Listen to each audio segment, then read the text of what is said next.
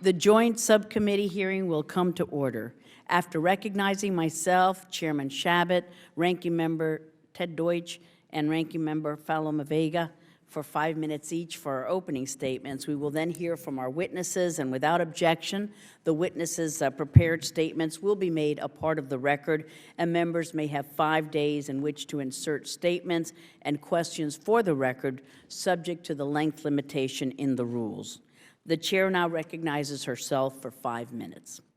In May, I led a bipartisan congressional delegation to Afghanistan and was honored to spend some time with our brave heroes in the armed forces who continue to sacrifice their own safety to protect our freedoms. As the administration's deadline to finalize the bilateral security agreement, also known as the BSA, with the Afghan government approaches, it's becoming clear that there are still obstacles to overcome. It is vitally important that the BSA adequately addresses the safety and the well-being of our brave men and women who will remain in Afghanistan after 2014.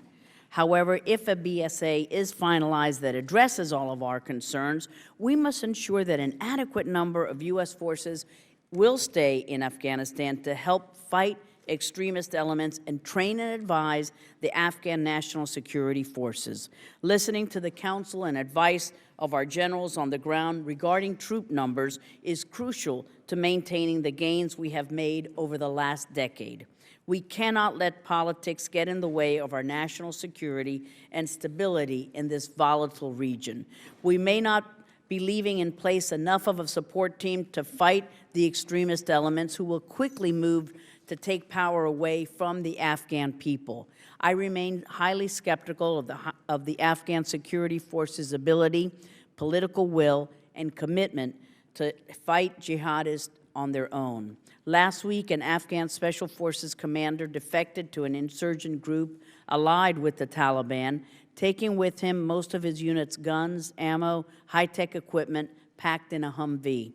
We cannot risk allowing the Taliban to retake control of Afghanistan, reversing the significant progress made by our heroes in uniform. This will also lead to al-Qaeda regrouping and stepping up terrorist activities, using the safe havens in Pakistan as a staging ground, posing a real danger to our national security interests and those of our allies in the region. A major test of the stability of a post-2014 Afghanistan will be the upcoming elections in April 2014. In Afghanistan, I urge President Karzai to commit to the electoral process and ensure that a free, fair, and transparent election will result in a peaceful transition of power through a democratic process.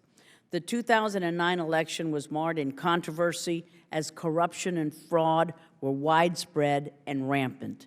Another fraud-plagued election this spring could severely jeopardize Afghan security and put our own forces at risk. With a new government, I hope that we'll be able to tackle the endemic corruption that has plagued the Afghan government and hampered substantial progress. One reason for the massive corruption problems in Afghanistan stems from narcotics. Our CODEL pressed the Afghan government to do more to counter narcotics operations and eradication efforts. During the last poppy season, it's disappointing that the Afghan government wasn't willing to provide security for the eradication teams. Combating the nexus between terrorism financing and narcotics trafficking is vital to stabilizing the security situation in Afghanistan so that terrorist organizations cannot finance their illicit operations. And let's look at Pakistan's role on the security situation in Afghanistan. For Afghanistan to achieve security and stability, Pakistan is going to have to play a stronger and more positive role. Extremist groups like the Taliban, al-Qaeda, and the Haqqani network have used areas in the Pakistan border as insurgent sanctuaries to conduct militant operations inside Afghanistan without much resistance from the Pakistani intelligence and military forces, if not outright collaboration. Because Pakistan is vital in establishing stability in the region, we must work with the government, but we mustn't continue to give billions of dollars in aid to Pakistan and hope and pray and wish that the Prime Minister will work with us. We must ensure that Pakistan is meeting certain benchmarks in its fight against these insurgent sanctuaries within its borders, or else Pakistan should not receive further U.S. funding.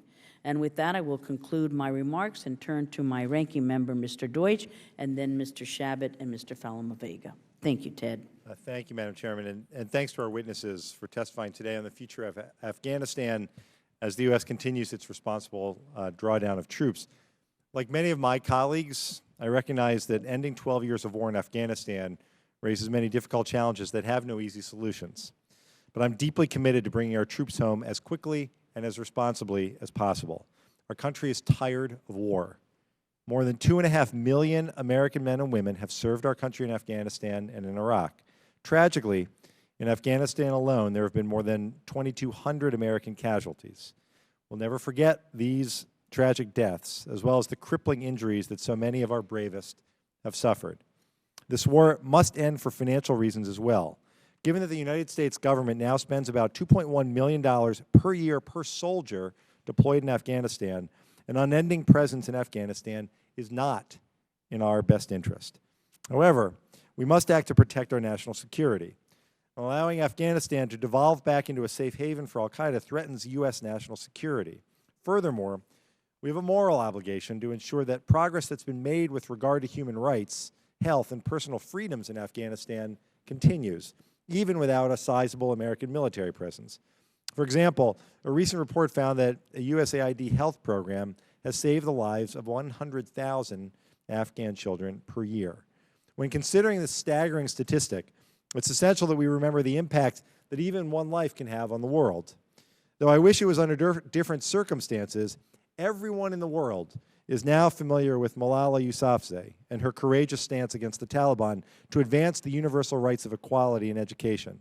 She's an inspiration and a reminder that we need to give every child, including those from Afghanistan, the education necessary for a brighter future.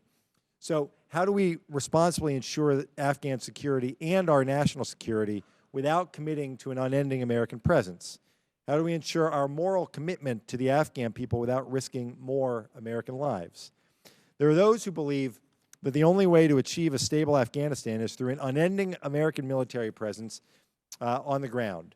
However, as former U.S. Ambassador to Afghanistan, General Eikenberry has pointed out, no amount of troops can make our political and military strategy succeed if we do not have the full support of Afghani leadership. Others have advocated for the immediate withdrawal of every last American troop and all resources. However, this too is not a realistic option. Leaving an ongoing war totally on an Afghan government that cannot afford its own security service threatens our national security, as it very well could lead to the reemergence of terrorist safe havens inside Afghanistan and severely jeopardize the humanitarian gains that have been accomplished. Some have advocated for a negotiated political solution with the Taliban, and while this should be explored, it cannot come at the expense of human rights and equality. At this juncture, it remains unclear whether the Taliban is even serious about negotiations or wants to be anything other than an ongoing force for division in Afghanistan's future. Therefore, in a world where we have only bad choices, I believe that the best option is for Congress to continue to support the Afghan National Security Forces and the administration's drawdown strategy while remaining cautiously hopeful that reconciliation efforts between the Afghan government and the Taliban are able to resume. In June, the security forces officially took the lead role in securing the country and is now exclusively patrolling Afghan villages. While it's not able to operate independently, it is improving, it's shown it's capable, and is undoubtedly the future of Afghanistan's security. At the same time, we need to finalize a bilateral security agreement with the government of Afghanistan that provides U.S. personnel with necessary protections so that American and NATO forces are able to continue to train, to assist, and to advise Afghan security forces. Ultimately, for any of this to succeed, the Afghan government must become more accountable for its future. If Afghanistan is going to progress as a sustainable democracy, a good point of measure will be the country's April 2014 elections. These elections cannot be marred with the widespread fraud of 2009, And the next Afghan president must protect the human rights conventions in the Constitution and provide Afghans with a leader that they ultimately will believe in. A stable Afghanistan will require continued patience and some level of resources from Congress. Achieving strategic objectives in Afghanistan is never going to be quick or easy, but we owe it to the Americans and Afghans who have sacrificed so much to try to get this right. I appreciate the witnesses being here today, and I look forward to our discussion. I yield back. Thank you very much, Mr. Deutsch. And I also want to thank the Chairman, Ros-Lehtinen, for calling this important joint hearing this morning, or excuse me, this afternoon with the Subcommittee on Asia and the Pacific. I'm pleased to join her efforts to discuss the current situation in Afghanistan and Pakistan in that region and how the United States' 2014 withdrawal from Afghanistan might impact the broader region. Earlier this year, the picture of the U.S. withdrawal from Afghanistan remained largely unclear, but it was clear that expediting the withdrawal plan was strategically risky to the stability and security interest of South Asia more broadly. The departure of 34,000 U.S. troops by February 2014 still raises the prospect that the security situation may take a wrong turn, especially due to Afghanistan's weak and corrupt governance. This is an issue that should be of particular concern, considering that Afghanistan prepares for national elections in April 2014, which is not that far away. Even 6 months out, there is consensus that the election process will be filled with political pressures from Karzai, vote rigging, and practices not representative of a democratic system. There are few signs Karzai's government learned the lessons from Afghanistan's past elections. He took control of the Independent Election Commission and appointed new commissioners, who will no doubt show preference toward his alliances and acolytes. There is little disagreement that the structure of Afghanistan's government is itself a major problem, but how we help move it toward a more democratic, fair, and uncorrupt system at this point is a difficult matter. In the coming months, Afghanistan's mounting internal political uncertainties cannot be brushed off. The political power struggle that will no doubt consume presidential campaign season in Afghanistan may also threaten to unravel negotiations to finalize the bilateral security agreement with the U.S. And to no one's surprise, the likelihood that the U.S. and Afghanistan will finalize the BSA before the end of the year faces some major obstacles. It's important that the final agreement adequately safeguards our troops, which, as of earlier this month, is the primary issue still on the table. Failure to reach an agreement would threaten U.S. gains made in Afghanistan and impair our commitments to the broader region. But let us not forget that the outcome of the BSA is not the only issue influencing U.S. withdrawal plans. Long-term stability in Afghanistan, political reconciliation, and a successful U.S. military drawdown is contingent upon Pakistani cooperation. Since the election of Prime Minister Sharif earlier this year, U.S.-Pakistan relations are showing some signs of improving, as illustrated by Sharif's visit to Washington just last week, and the Obama administration's decision to release more than $1.6 billion in military and economic aid to Pakistan. Suspicions between the U.S. and Pakistan still linger, despite marginal recent advances. Newly elected Sharif's is linked to sectarian extremist groups in Punjab, and his past support of the Afghan Taliban may well influence his policies in the upcoming months, to the detriment of Pakistan's neighbors and U.S. security and foreign policy interests. Islamabad's desire in maintaining an indispensable position in Afghan peace talks while obstructing its neighbor India is paramount. I find it increasingly difficult to justify the administration's decision to release the $1.6 billion in military and economic aid, and having spoken to one of my colleagues on the Hill, many of them share those same concerns. My concern regarding this level of assistance is amplified by Pakistan's widespread persecution of religious minorities, particularly the Christian communities. Pakistan is ranked among the most religiously intolerant countries in the world, and this level of intolerance, unfortunately, seems to be increasing. A Pakistani adhering to anything but Sunni Islam finds himself the target of discrimination, overt persecution, and potential terrorist attacks. For example, on September 22nd, a suicide bombing of the All Saints Church in Peshawar left over 130 Christians killed and over 150 injured. And earlier this month, extremists beat 2 Christians in Islamabad after they refused to convert from Christianity to Islam. While this is a problem we see happening throughout the region, the level of oppression existing in Pakistan is particularly aggressive. It is my hope that Prime Minister Sharif addresses this problem and reforms Pakistan's blasphemy laws, laws that terrorists use as an excuse to attack Christian churches, burn their settlements, and commit murder in Christian communities. I urge Prime Minister Sharif to include the protection of religious minorities as part of his new security strategy, and I urge the Obama administration to make Pakistan's progress on this particular issue, among others, a qualification for receiving U.S. assistance.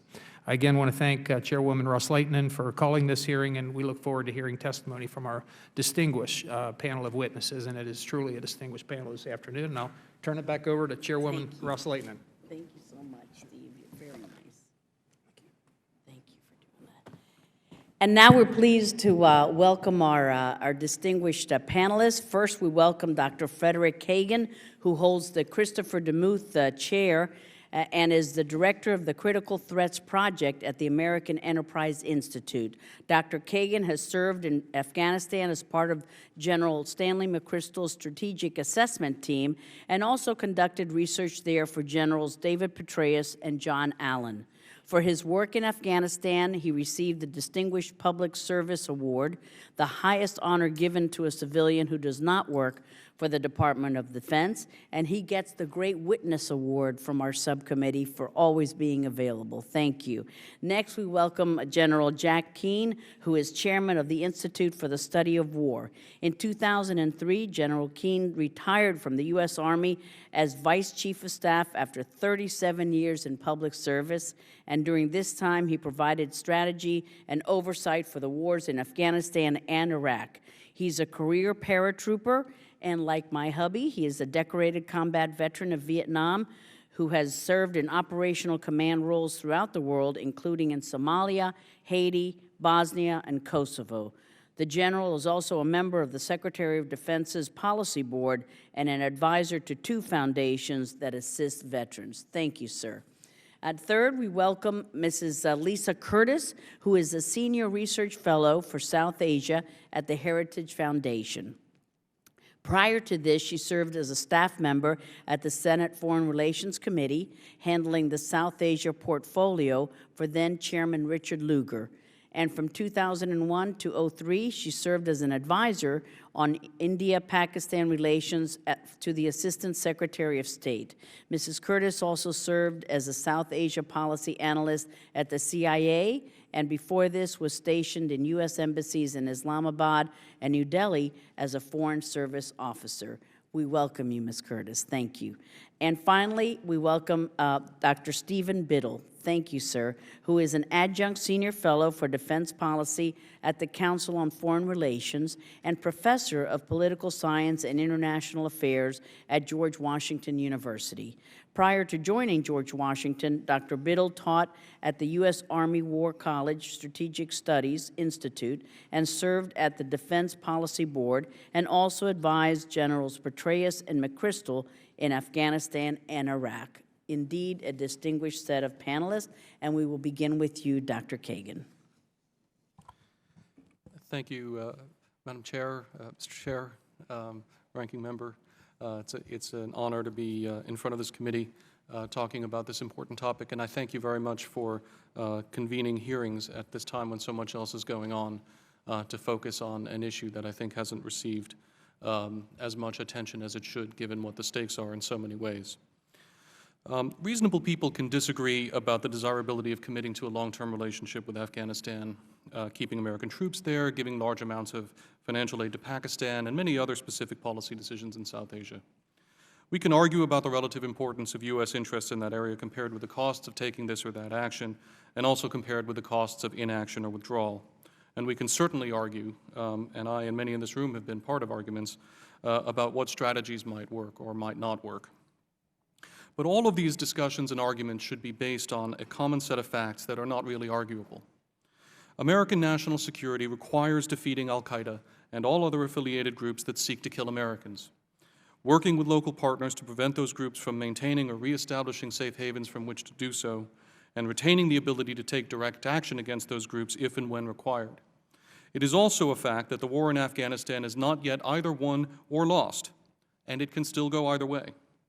A more inconvenient fact is that the Afghan National Security Forces will not be ready to secure their government or their territory without significant U.S. and international support, including military forces and enablers after 2014.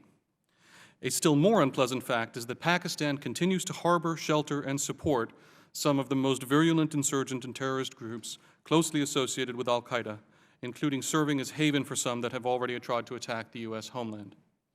Yet it is also a fact that Pakistan is a country of some 190 million people with perhaps 100 nuclear weapons, and the deepest hatred for the U.S. of any nation on earth. Pakistan is also, moreover, perennially on the verge of complete economic collapse that would lead to political collapse and consequently, very likely, a massive increase in the number of terrorist groups operating there. In the very worst case, one or more of those terrorist groups might get control of a Pakistani nuclear weapon and use it, or at least try to use it, against India, the U.S., or another of our allies. The most distressing fact of all is that there is no single clear policy or strategy that could reliably handle all of these other facts, and that offering simplistic solutions or focusing on one of these problems to the exclusion of the others will simply lead rapidly to failure.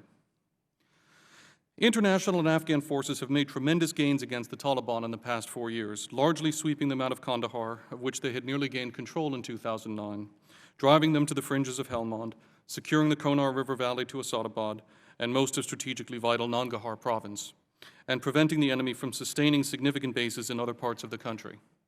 Isolated spectacular attacks in Herat and Kabul and elsewhere have not disrupted Afghan politics nor significantly affected the daily lives of most Afghans. Tragic instances of Afghan forces or Taliban masquerading as Afghan forces attacking NATO and U.S. troops have not destroyed the cooperation or cohesion of the coalition. Many seasons of tough fighting have not seen the erosion of the ANSF, but rather have seen it improve in strength, size, skill, and determination. But President Obama ordered reductions in U.S. forces prematurely, preventing them from completing critical clearing operations in southeastern Afghanistan, where the Haqqani network operates from sanctuaries in Pakistan. Haqqani forces and their allies retain important safe havens in Ghazni, Logar, Wardak, Paktia, Paktika, and Coast provinces, and neither the U.S. nor the ANSF have the resources needed to clear them out at this point. On the contrary, we can expect to see an increase in Haqqani network activity over the coming months and years, including both spectacular attacks in Kabul and a regular drumbeat of attacks against U.S. and ANSF positions in the Haqqani areas. The ANSF will not be able to defend itself against this threat on its own after 2014. It lacks the intelligence, surveillance, and reconnaissance assets that the U.S. and NATO provide, which give it a decisive advantage over its enemies. It does not have enough artillery or skill in using it to overmatch the enemy, nor will it have enough of its own combat air power to do so. A full U.S. withdrawal would very likely be followed by the collapse of ANSF forces facing the Haqqanis that would be very bad for the U.S. The obvious rejoinder to these comments is that, of course, I'm talking about bases in Pakistan, and that the problem really is in Pakistan and not in Afghanistan at this point. And the bottom line takeaway that I would offer to the subcommittees is that you should not imagine that we can solve this problem on one side of the Durand line only. Losing in Afghanistan, yielding the gains that we have made so far, failing to complete efforts to defeat the enemy, to deprive them of safe havens in Afghanistan, will make it impossible to succeed on the other side of the Durand line, just as succeeding in Pakistan is not in and of itself sufficient to achieve success in Afghanistan.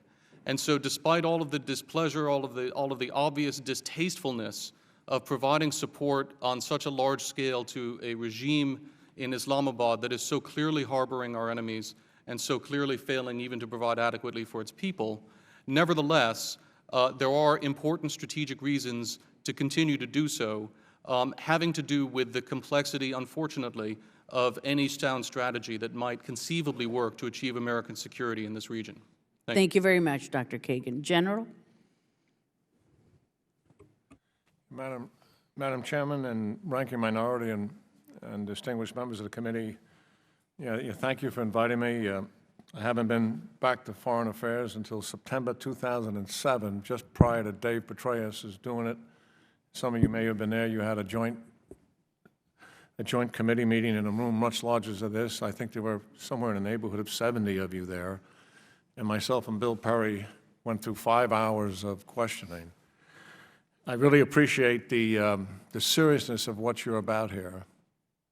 I know this is the second hearing that you've had, the first one dealing with the bilateral security agreement. This is my third hearing on Afghanistan. Your colleagues in the House Armed Services Committee have been about this task as well. So I truly appreciate what the House is trying to do and educate and inform itself so it can influence in policy direction. Let me correct the record. I'm a Vietnam veteran, but I was not in Bosnia, Herzegovina, and Haiti. My troops were, and I have left the Defense Policy Board after 9 years. I thought providing advice to 3 secretaries was sufficient, and I'm probably about wearing my welcome out in terms of advice. So I walked away. You're always welcome here. I walked away from the 4th opportunity. Obviously, the decisions we're going to make in the next 6 to 12 months are going to have profound impact on Afghanistan and the region as a whole. And certainly, a stable and secure Afghanistan, free of radical Islamist sanctuaries, free of radical Islamist interest is U.S. national interest, to be sure, and something we're trying to achieve. What is key to achieving that is, in fact, U.S. commitment and resolve and U.S. leadership. It's not about cutting our losses. It is about not squandering the gains and the results that we've achieved. You know, the United States and Afghanistan have got a written strategic agreement right now, which is a long-term strategic relationship between both nations for mutual benefit. I'm reminded we had a similar agreement in Iraq. It was called the Strategic Framework Agreement. In my judgment, it was not honored. We pulled away from Iraq, Iran gained influence, and al-Qaeda reasserted itself, as we can see today. That issue at the time was a place we are now. We were arguing over the Status of Forces Agreement. It is a misrepresentation of what took place to say that the reason there are no forces in Iraq is because we could not get an agreement over immunity. Maliki only offered that as a face-saving device because the forces we put on the table, personal envoy to President of the United States was 10,000, virtually 60% less than what the military commander had recommended. Maliki, a nefarious character to be sure, knew that wasn't a serious proposal and tried to find a way out of it. We cannot make that mistake again here. We need military presence post-2014. We also need a determined, aggressive diplomatic and political engagement for years to come. And we have to help a mature, fledgling democracy mature. We have huge experience in this area, and we can help them. They certainly have huge problems, as we all know, and that's been borne out over the last 12 years. We got to assist Afghanistan to move from a donor economy to a self-sustaining economy focused around mining, agriculture, and a transportation hub, and some of that is clearly now on the horizon. We know how to do this. We've done this in Germany, Italy, Japan, post-World War II, South Korea, Bosnia, Herzegovina, Kosovo, just to name a few, and the list is long. And we've had some problems as well with other countries. The central issue facing Afghanistan post-2014 is managing the security risk. 3 key decisions to mitigate that risk. Funding the ANSF, right now through 2015 at $352,000. We've got to keep that funding through 2020. If we draw down the ANSF on the heels of NATO, U.S. drawdown, it absolutely makes no sense operationally and tactically, and we might as well underscore failure if we permit that to happen. And we're actually arguing over what? $2 or $3 billion a year for 5 years? Given what we spend in this government, that's what we're arguing over between 352 versus 200 and something, 200,000. That makes no sense to me whatsoever, and it borders on irresponsibility if we go down that road. The second thing is a residual force, and you've spent a lot of time on it, I won't. The force is essential. It is the glue that will bind the United States, Afghanistan, and international community relationship during the critical transition years, largely non-combat, except for counterterrorism missions. If it's too small and cannot perform the required missions, the risk will go up exponentially. Must be counterterrorism, must be training assistance, and must be enablers. The third thing is sanctuaries. My dear friend Fred Kagan mentioned it. This is a huge problem for us. The South is relatively stable. The East, some parts of it are. As you go towards the PAC border, it's not. Haqqani network dominates. We were never able to put in place the surge forces in the East that we're able to do in the South. Why? We prematurely withdrew those forces over the objections of General Petraeus. So we never had the force application. As a result of that, they still dominate there. My recommendation to mitigate that risk is to permit targeting of the Haqqani network in those sanctuaries in Pakistan. And then you bring down Haqqani's operational network and certainly raise the morale of the ANSF forces to the point where they think they have a chance. Some relationship to Pakistan, because you included it in this, and just let me just very quickly say, this is a regime that is dominated by its military, who puts its military self above the state. We got a weak civilian government, fundamentally corrupt. The economy's in the tank. We've got a raging insurgency. We've got an escalating nuclear power. They support terror operations in India with terrorist organizations. They support the Haqqani network and the Taliban in conducting operations against the United States and NATO in Afghanistan. They've got blood all over their hands with the casualties, Ranking Minority Member, that you mentioned. Thank you, General. Thank you so much for your testimony. Sorry that I we're ran longer out than of you time. wanted. Thank you. Ms. Curtis, thank you very much. You're next. Madam Chairwoman, Chairman Chabot, and Ranking Member Deutsch, thank you very much for inviting me here today to share my views on Pakistan and its role in Afghanistan. The election of Pakistani Prime Minister Nawaz Sharif does provide an opportunity for the U.S. to forge a more effective partnership with Pakistan, albeit on a limited set of issues, including social and economic development. Washington and Islamabad are seeking to revive these ties following a series of shocks to the relationship, particularly in 2011, including the U.S. raid on Osama bin Laden's compound in Abbottabad and an accidental NATO strike on the border with Afghanistan and Pakistan that killed 24 Pakistani soldiers later that year. Now, Pakistan's reopening of the ground lines of communication in the summer of 2012 and the U.S. reinstatement of coalition support funding for Pakistan in December of that year did mark the beginning of a rapprochement between our two countries, and this culminated in last week's visit of Nawaz Sharif to Washington, during which the administration resumed $1.6 billion in economic and military assistance. Now, the mutual goodwill that was generated by the Obama-Sharif meeting was welcome, but it should not mask the fact that each side remains deeply distrustful of the other. Pakistan is home to a variety of terrorist groups that keep the region unstable and contribute to the spread of global terrorism.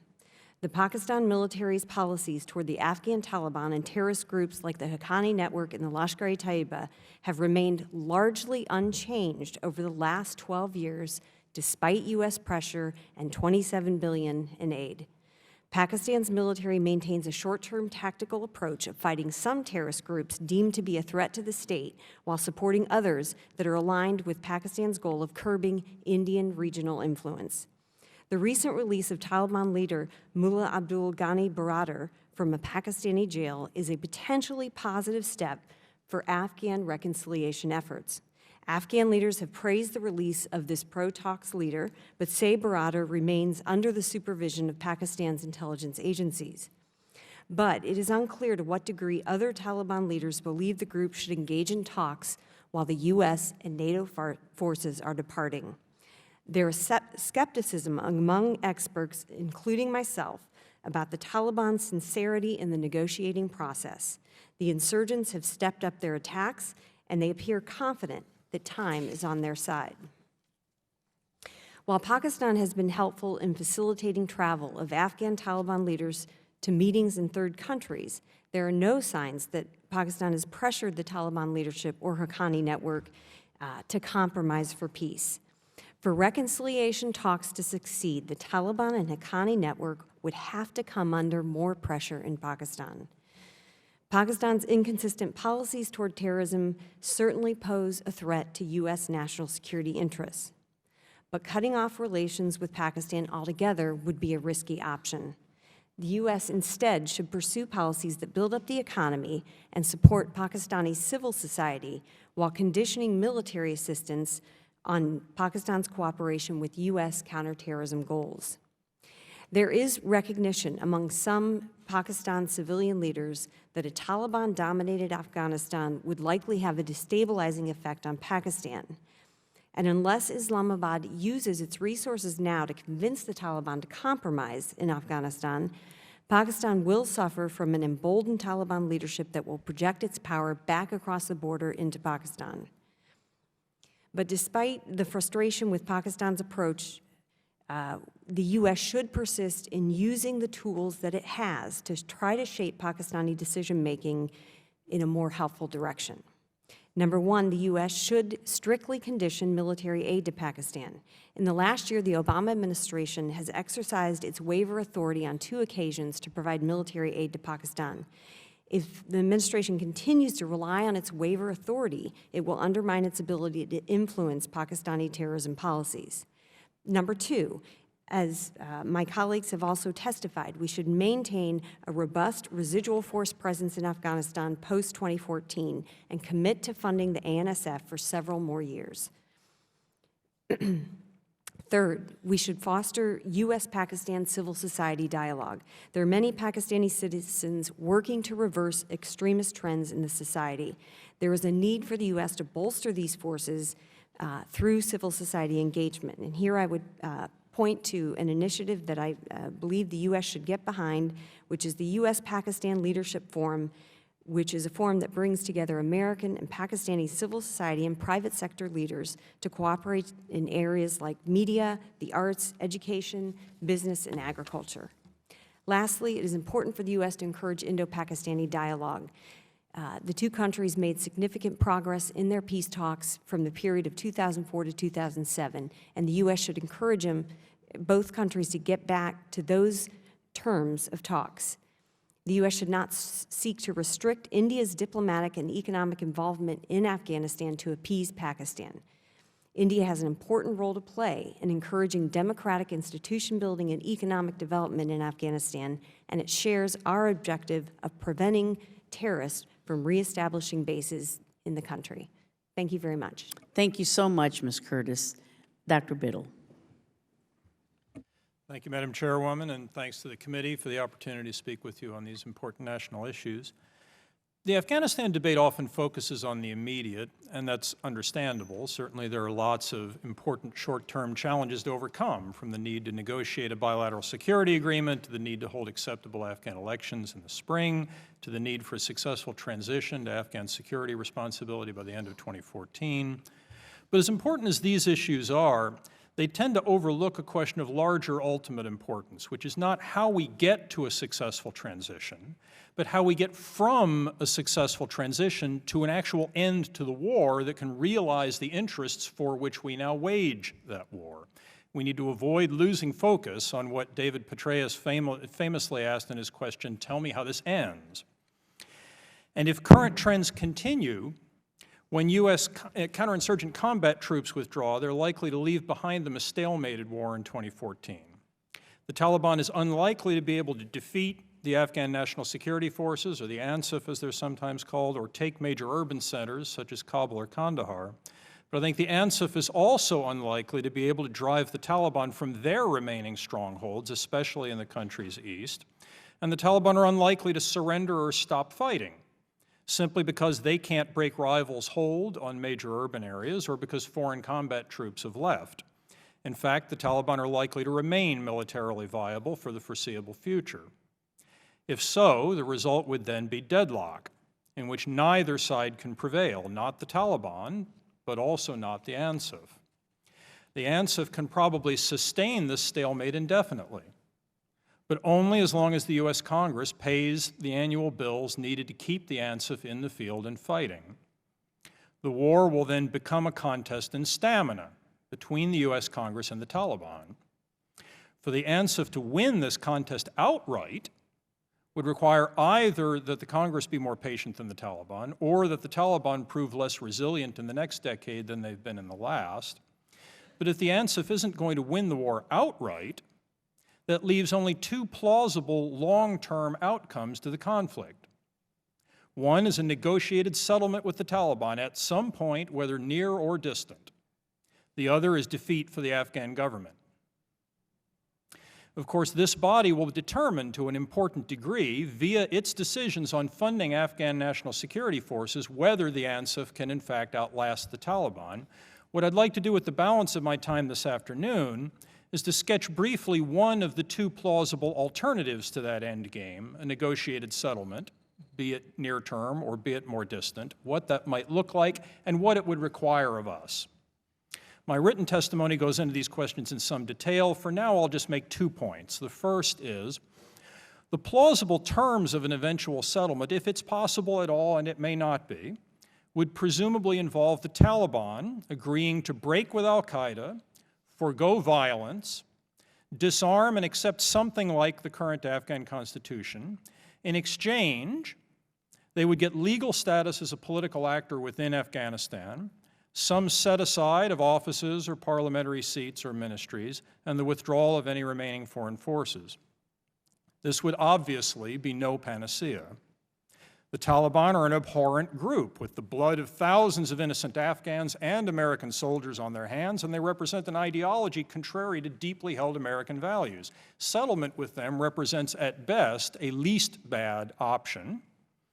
But a deal along these lines would nevertheless be preferable to outright defeat, and properly structured could preserve the two core interests at the heart of the U.S. war effort: that Afghanistan not become a base by which militants could strike the United States or our allies in the West, and that Afghanistan not become a base for destabilizing its neighbors, including Pakistan. The second point I want to make is that if a negotiated settlement is going to be ultimately the way this war ends, and if we're serious about ensuring that its terms secure the interests for which we are now waging the war, then there are things we need to do starting now to lay the groundwork. This includes, of course, funding the ANSF long enough to enable the talks to reach fruition, which will be a long process of years at best. But it also includes real governance reform of a kind that we have not been willing to pursue seriously heretofore.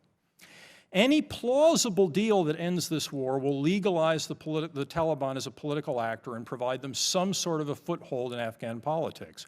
The only way to keep the terms of any such deal sustainable and to limit the subsequent influence of the Taliban is via domestic political competition within Afghanistan from a viable non-Taliban alternative. The existing political establishment in Kabul is unable to provide this, and is unlikely to change simply because we ask them to.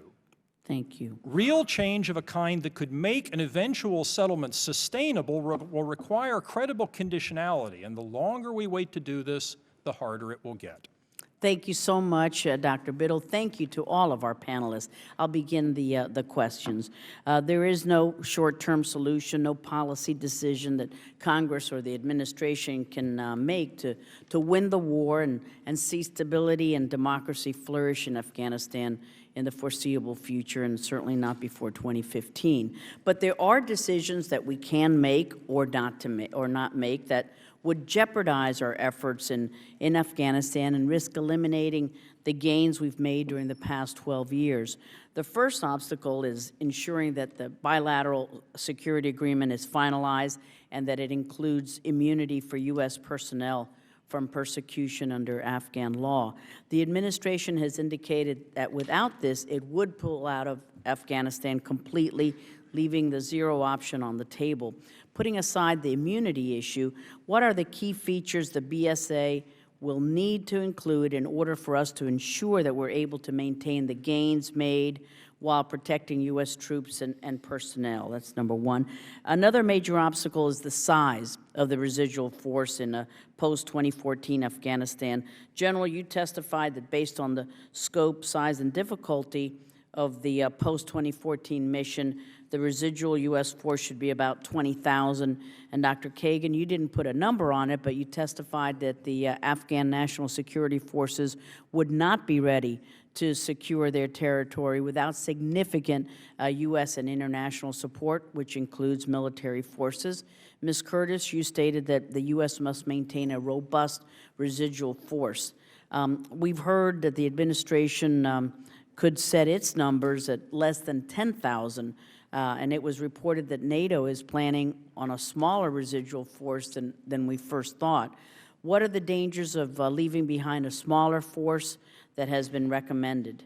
Insurgents generate over $100 million a year in illegal drug trade, and that is with troop levels at a much higher number than is currently being floated. How will the reduced numbers impact other operations that are critical to our mission in Afghanistan, like counter-narcotics?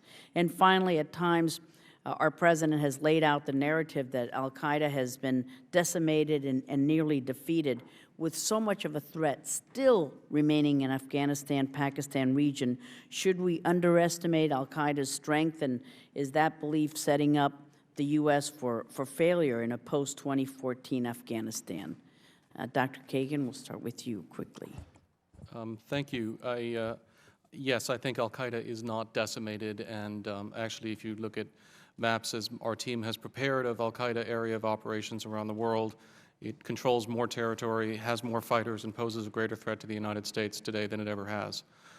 Giving it back its sanctuary in Afghanistan would be a crowning glory for al-Qaeda and would be extremely dangerous for the U.S. Please hear me very carefully, because I don't want to have numbers taken out of context. My personal assessment of the forces required after 2014 to do the missions that are being described is upwards of 30,000. That has not been on the table for a long time. I agree with General Keane that with 20,000 at very high risk and with a great deal of difficulty, it's feasible. When you get down below 10,000, a lot of missions fall off. We will not be doing counter-narcotics. We will not be doing counterinsurgency, and our ability to train, advise, and assist will be extremely limited. Thank you, Dr. Kagan. General? Sure, punch your button for the mic. I agree with Dr. Kagan about al-Qaeda, certainly. It is on the rise, and there's a lot of misunderstanding about it. They're not morphing into something else. Their plan was always to decentralize, establish a caliphate in the region by gaining operational and territorial control in the various countries that they want to control, and that is absolutely happening, before our eyes. So let's be clear about it. In terms of size of residual force, it's about the missions that must be performed, which drives the size of the force. And those are counterterrorism, training assistance, and also the enablers that the force requires. The optimum side, I totally agree with Fred, is 30,000. The minimum of that is 20. We can establish arbitrary numbers here, and then what you have eventually, if you get down into the numbers people are talking about, 10,000 and below, you have a residual force in name only that is not capable of performing assigned missions. Thank you, and I'm sorry for the other two. I know Ms. Curtis and Dr. Biddle were ready, but I'm out of time, and we've got a lot of folks. So we'll get you later. Mr. Deutsch. Thanks, General. Let me just continue with that. So you said we can establish arbitrary numbers. Just to help me understand, this is the issue that we all struggle with. I'm not a general. So when you talk about the need, both of you talk about the need for 30,000 is optimal, maybe 20,000. The administration has been talking maybe 10, maybe 6. All sorts of numbers have been thrown around.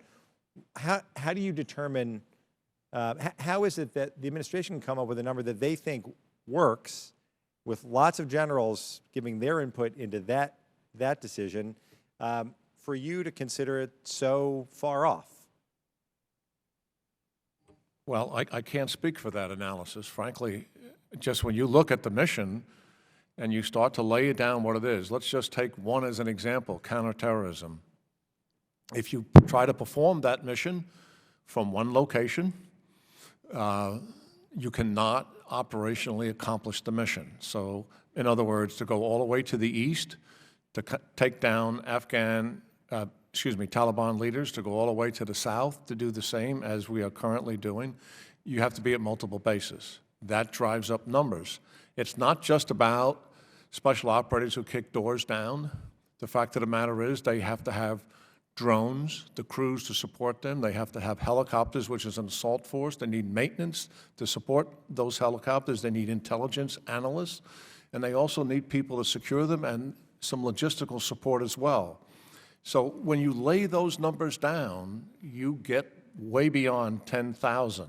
Just in dealing with this one alone, I think the minimum force requirement on the mission I'm just talking to you about is about 7,000. And that mission is what exactly? How do you define the mission? Excuse me? How do you define the mission that we need 30,000 troops ongoing in Afghanistan for? How do I define Yeah. the mission Yes. for the residual force? Is to assist in the stability and security of Afghanistan, recognizing that we're in a transition phase from where we have been in the lead and the Afghan security forces are now on their own. They do not have the counterterrorism capability that we have. They have a facsimile of it. And the other thing is they need enablers. Just think of this. All the NATO forces that are in Afghanistan to this day, by and large, all receive some kind of enablers from the United States to be able to function effectively. How could we possibly walk away and not provide the Afghan National Security Force with some enablers to enable them to function when they're an infantry-based force? Right, General King, I don't think anyone is saying that anyone here so far has said that there should be no assistance, no enablers. I would make one point though. When you said earlier, almost in an offhanded way, that the discussion about troop numbers, whether it's that we're discussing cost, and you said $2 billion, $3 billion a year over the course of however many years until 2020, that it's almost irresponsible for us to be discussing that. I would just make the point, and that here in Washington these days, we have debates in every one of our committees about where we spend money and how we spend money and what our priorities are. And I don't think it's irresponsible for us to struggle through, just with all due respect, I don't think it's irresponsible for us to try to struggle through whether $2 billion or $3 billion a year more in Afghanistan is something that we should be spending when tomorrow the conferees are going to meet on the Farm Bill to talk about whether to cut SNAP funding by $40 billion. And on Friday, there's going to be a $5 billion cut in SNAP funding when the Recovery Act expires. My problem here is we're trying to get to the right point here where we can, as I laid out in my opening statement, where we can get to an Afghanistan that can take care of itself, that doesn't become a breeding ground for terrorists again. But we can't have that debate in the absence of a broader debate about what our priorities are as a nation. And so when we listen to the administration make suggestions to readily dismiss a force for being too small because it doesn't do all that we think it should, I think is to lose track. And I don't blame you for this. You're looking at a very specific point. But for us here, as we debate these broader issues, at some point we have to start to balance whether spending that extra $3 billion a year in Afghanistan is more important than spending the extra $3 billion a year on critical needs here in this country. That's just part of the debate that too often is missing, and I think it needs to be brought back in. I yield back. Thank you so much, Mr. Deutsch. Thank you. Mr. Chabot is recognized for his time. Thank you, Madam Chair. General Keane, let me get back to you for just a second.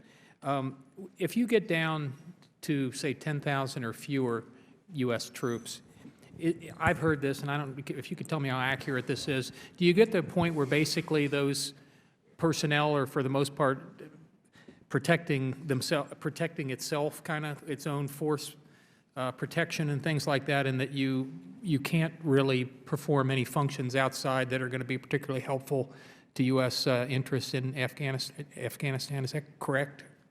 Well, certainly, I do agree with that. I mean, numbers have a certain quality all of their own. And when you rationalize, what those numbers should be, it has to be on the tasks and the missions that are required to be accomplished by a residual force. And if you permit the sizing of the force to be essentially numbers-driven and not mission and task-driven, then you're just pulling the guts out of what you're trying to accomplish. Right. And I think if you will put arbitrary numbers on the table without looking at the tasks, the military can definitely provide task, purpose, and numbers assigned to that task and purpose. And if you're going to bring down the numbers, you have to understand what are we losing as a result of those reduction in numbers, and we should be honest with ourselves about that. And I think it's a serious degradation in mission capability when you drive those numbers down like that. We should know what is the loss of that, and not just tell those 10,000, make do and do the best you can. Thank you. Thank you, General. Dr. Kagan, let me turn to you if I can. I remember the last time I was in Iraq, it was maybe 6 months before the agreement with Iraq fell apart. And I remember being in various military briefings and talking with Iraqis and government leaders over there. Everybody at that point assumed that there would be a residual, pretty significant residual U.S. force there on the ground. And I and many other people were ultimately shocked when it was just announced pretty much, we can't reach an agreement, everybody's coming out. Now, when that happened, there were obviously consequences as a result of that. Could you touch on some of the consequences we've seen in Iraq, and what should that teach us about what we're actually talking about here with respect to Afghanistan, which isn't too late? Thank you, Congressman. The consequences in Iraq have been absolutely devastating. We've seen the reconstitution of al-Qaeda in Iraq in most of the safe havens from which it had been operating before the surge and subsequent operations cleared it out.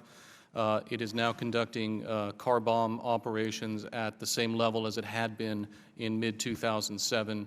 We've seen Shia sectarian militias remobilized, and now some of them are being brought into the Iraqi security forces. We're seeing increased sectarian killing, and of course all of this is in the context of the Syrian war as well.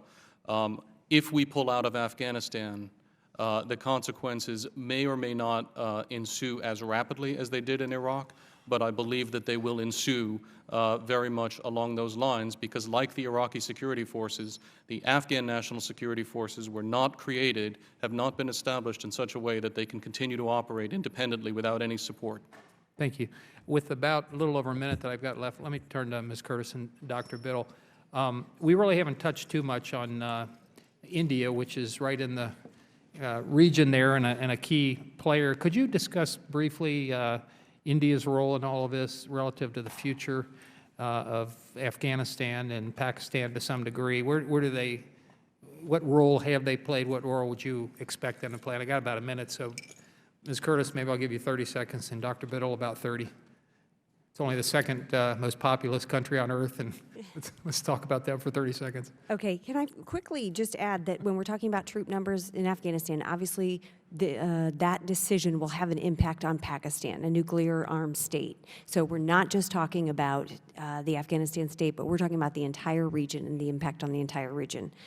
As far as India goes, India has played a helpful role in Afghanistan. They have provided assistance, they have built roads, power stations, they have helped support the nascent democratic process there. So India's goals in Afghanistan match those of the U.S. in not wanting the Taliban to retake the country. The problem is that Pakistan is paranoid about any role that India has in Afghanistan. Even if the Indian role is helping with the economy, Pakistan sees any increased influence that India has in Afghanistan as detrimental to Pakistan's interest. But as I said, I don't think we can play into Pakistan's hands and, ask India to pull back from Afghanistan just to appease Pakistan. I think the only way to reduce the Pakistani paranoia is to encourage better Indo-Pakistani relations. Thank you. Madam Chair, I'd ask unanimous consent for 30 seconds to Dr. Biddle to Without complete the objection. thought. I agree with most of what my colleague said. I'm very skeptical about the prospects for Indo-Pakistani rapprochement anytime soon. And I think in the absence of that, the way I would prefer we look at India's role in Afghanistan is as a part of a strategy for bringing about a settlement to the war that will necessarily require Pakistani agreement. Thank Whatever you. marginal I'm so sorry, improvement- Mr. Shabbat, but we have so He many. had 6 seconds left. Okay, go ahead. uh, I can hear Mr. Don't Connolly let now. marginal Indian help in Afghanistan overturn relations with Pakistan. Thank you very much. Thank you. Mr. Higgins is recognized. Thank you, Madam Chair. I just, first of all, on the issue of Afghanistan, we've been there 12 years. We've lost 2,092 American troops. We spent $1 trillion. There is an agricultural economy, but it's not one that the government controls, or at least from what we know. It's the poppy fields. It's the heroin trade. And Gretchen Peters, in her book, Seeds of Terror, puts the estimate of $500 million, which goes to fund Taliban activities in Afghanistan. Very little has been done about that issue. And the Taliban doesn't even own the poppy fields. They preside over it. They charge protection, but it funds their activities. The United States has spent $89 billion rebuilding the roads and bridges of Afghanistan. And then the Taliban sets improvised explosive devices on the very roads and bridges that we built to kill our people, The best way to defeat an IED is not to be there. About 63% of American casualties are attributed to IEDs. Pakistan. There's been a lot of talk about Pakistan being a partner in defeating terrorist activity over the past 12 years. Well, guess what? Pakistan is not helping defeat terrorism. In fact, they're facilitating it. Abbottabad is about 70 miles north of the capital city of Islamabad. Abbottabad is described as a pleasant weather city with lots of educational institutions and military establishments. Also the place, prior to the knowledge of bin Laden living there, of hundreds of thousands of tourists every day. We're up in the mountains of Afghanistan looking for bin Laden, and he's in one of the most prosperous cities of Pakistan. The Pakistani government or the military or the intelligence services didn't know he was there. He's been there for 6 years. How about people just walking by and say, I wonder who lives there? He doesn't pay property taxes. He added to the compound going against zoning regulations in that city. Back to Afghanistan. We, the United States, have to bribe the brother of the president to help his brother, the president, build a functioning state. And after 12 years and $1 trillion and over 2,000 soldiers lost, Afghanistan is nothing more than a major criminal enterprise. Afghanistan is as violent today as it's ever been.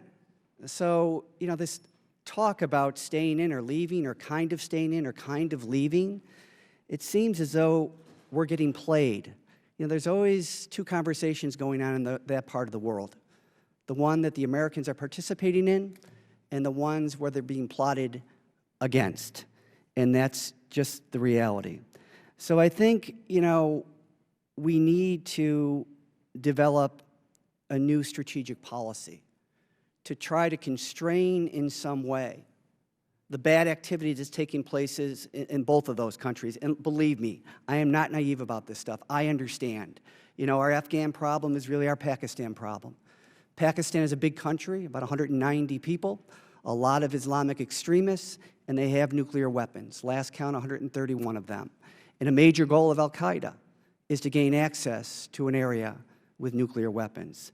But the amount of time that we've been there, the lives that have been lost because of our excursion there, our distraction away from the real problem, which was Afghanistan in the early 2000s, to spend time in Iraq chasing weapons of mass destruction that weren't there. This just isn't working. So whether we have 30,000 troops at the end of next year or 50,000, the fact of the matter is things aren't changing. We are told that we're not nation building in Afghanistan. You know what? I was in Kandahar City. The spiritual home of the Taliban, because that's where all the poppy fields are. And the literacy rate for women, 1%. 1%. What are we told? What are we told constantly that we're doing there? We're building up an Afghan army and security force. Oh, really? With a population that's largely illiterate? How do you change that? You build schools and power lines and roads to get people to those schools. That, by definition, is nation building. We have been played in that part of the world. We continue to be played in that part of the world, and the American people are sick and tired of it. I yield back. Thank you, Mr. Higgins. Mr. Kinzinger. Thank you, Madam Chair.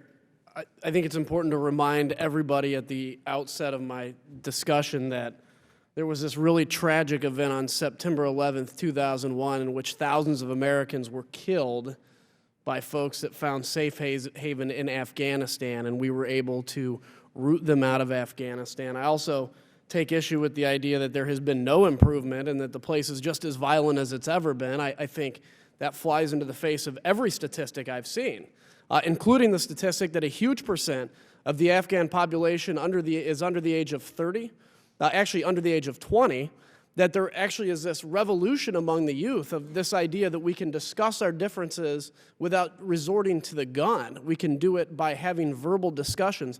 I think you've seen revolutionary changes in a positive way in the population in Afghanistan.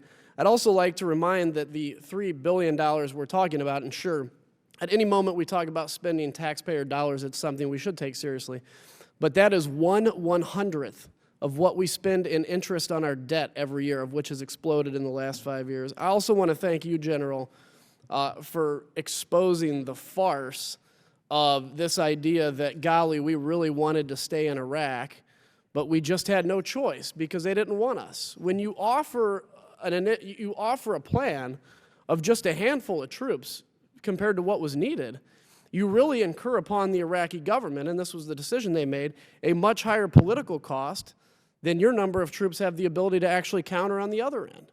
And that's my concern with what we're looking at in Afghanistan. There is a cost. We have to know it. We have to understand it. There is a cost to having American troops when it comes to a domestic government having American troops on their soil. They know that they become a target of terrorist activities. They become the focus of that. But if you end up with 7, 8, 9,000 troops, half of whose job is to clean latrines and cook food and secure the gates so that the other half may be able to actually exit the gate at some point, you almost incur upon the native population a much higher political cost than you do any benefit of U.S. troops being there. So I think the number of 20, 30,000 is not a number that's been pulled out of the air. It's a number that says if we are going to have an effective counterterrorism strategy where if we know a network exists or we know bad actors exist, we can send something over that kills that person or captures that person to take them out of the mix of being a threat to the domestic government of Afghanistan, then that's what we need. I would hate for history in 20 years to judge that America lost the war in Afghanistan over the difference of 10,000 troops. And that's what I fear right now. You know, in Afghanistan, the Taliban have a saying that says, America has the watches, but we have the time.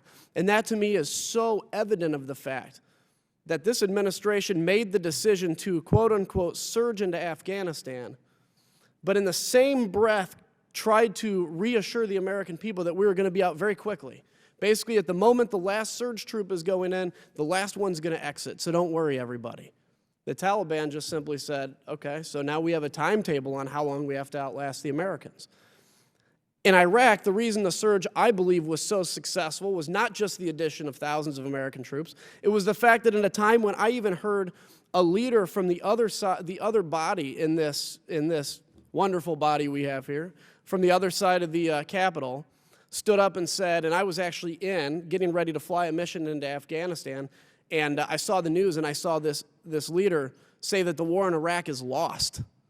And I could only have imagined the cheers that went through the opposition at that point. But at the midst of all that bad press, the President of the United States, President Bush, said not only are we not retreating, not only is the war not lost, we're doubling down and we're going to win. And we saw the opposition forces in Iraq say, we can't defeat the United States on the battlefield. We have no choice but to join them.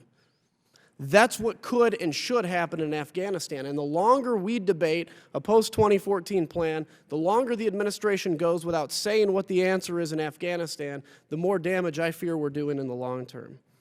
Now, let me just say one, I guess I have 30 seconds, so Mr. Kagan, I'll ask you to answer this.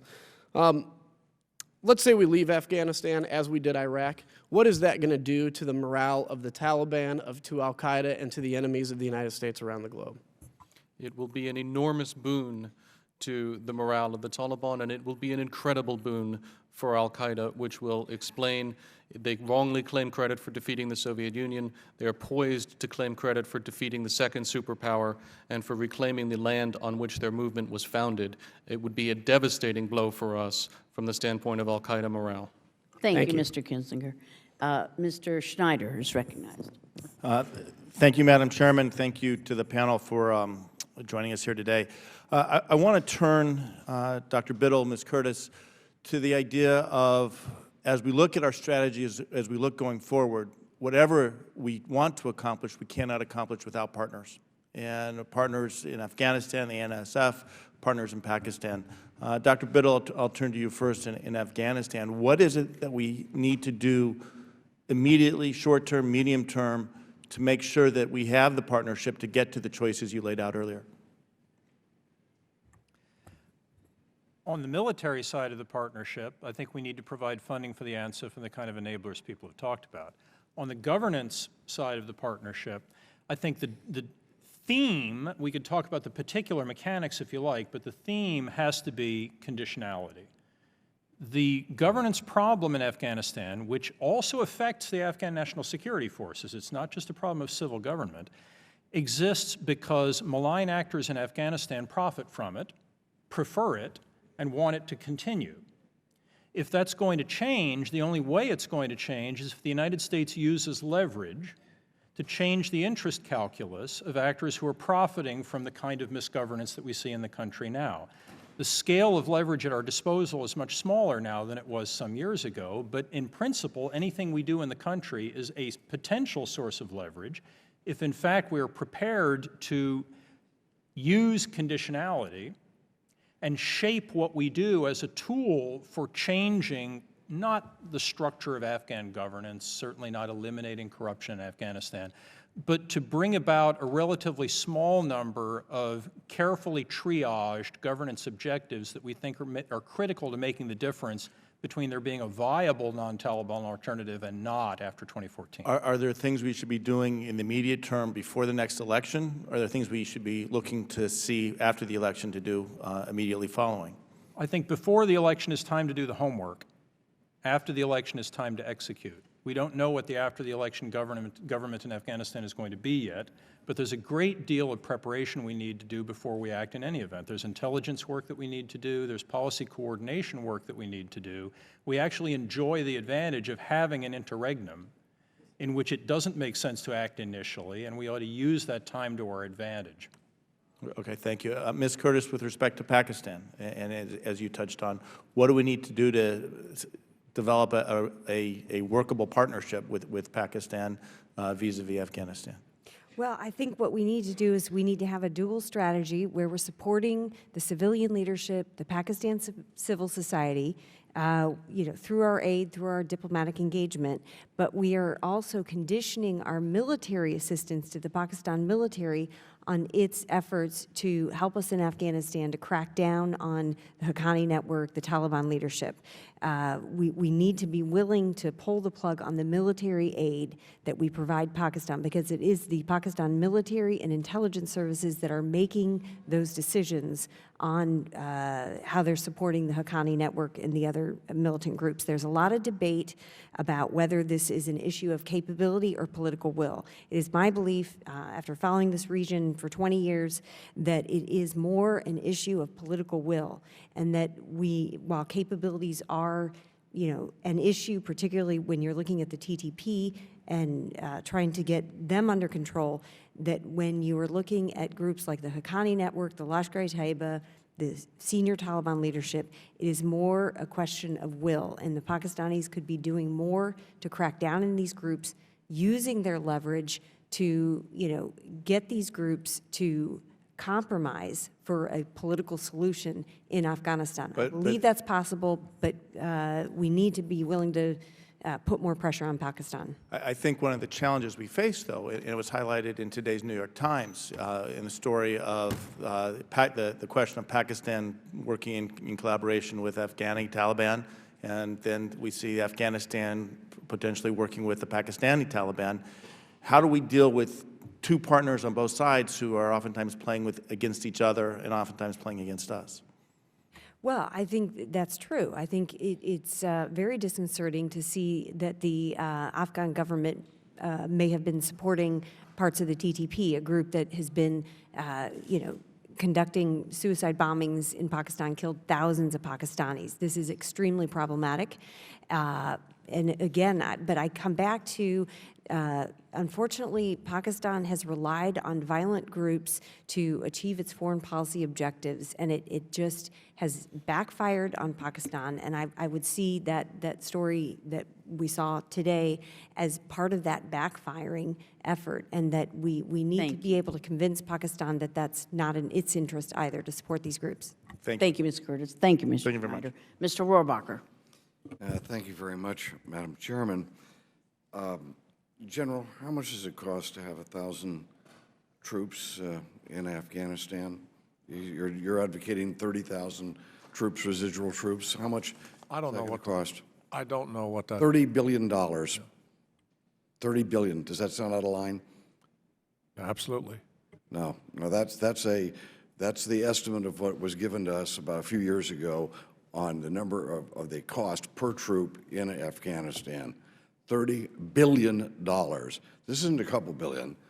This is, we're borrowing that money at a time we're cutting back services to our own people, and we're borrowing money from China in order to maintain a force in Afghanistan.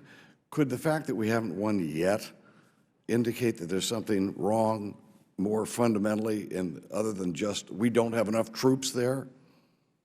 Do you believe the Constitution, let me be more clear, do you believe the Constitution of Afghanistan, which we forced upon the Afghan people after the Taliban were kicked out by the Northern Alliance, I might add, not by U.S. troops, is that Constitution consistent with Afghan tradition? You know anything about the Constitution there? It's the most centralized Constitution of any country in the world. We have foisted upon these people, which is the most decentralized country in the whole world. With a tribal culture, they don't even elect their provincial leaders, do they?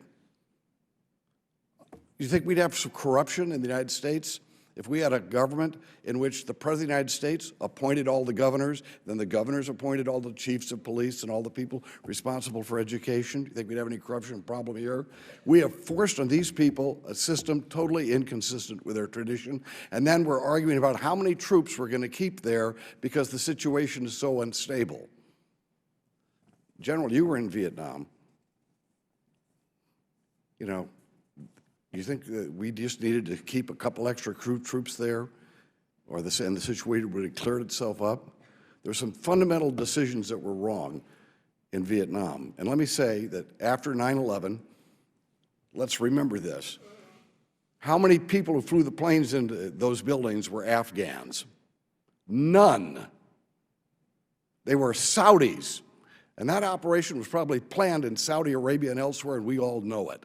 Yeah, they were giving aid and comfort to Osama bin Laden, and we should never forgive them for that. And I'm very happy that we supported the Northern Alliance to help them free their country from the Taliban, which was allied with al-Qaeda. But those days are over. General, it would not have helped our country to stay in Vietnam any longer. We were divided then, and going through that experience eventually helped us get ourselves together to put a better perspective on things. We need a better perspective of the role of the United States in the world, and it is no longer acceptable to the people of the United States to be the policemen of the world and to have 2,000 guys lost here, 5,000 guys lost here, and then to leave the area because the world hates us now because we're playing the policeman role. This is, you know, what I'm getting today is frankly wrong think. And I'm sorry, but I disagree with almost everybody who's testified today. When you see that we're not, let me put it this way, $30 billion for 30 extra thousand troops in Afghanistan. The whole gross national product of that country is $15 billion. And I can assure you, with the experience that I have had in Afghanistan, which is extensive, that for $3 billion, we can buy off every tribal leader and every political leader in that country. And we can have them wave goodbye to us, and for an extra $1 billion, there can be smiles on their faces and they can wave American flags. And that is more important right now. Just get our troops out of there, let them run their affair. And this idea that everywhere that there's a radical Muslim who pops his head up, that we're going to send troops over to that country, we should be, yes, helping the Northern Alliance, helping those people who are struggling against the radicals in their own country, as they are in Egypt right now with Morsi.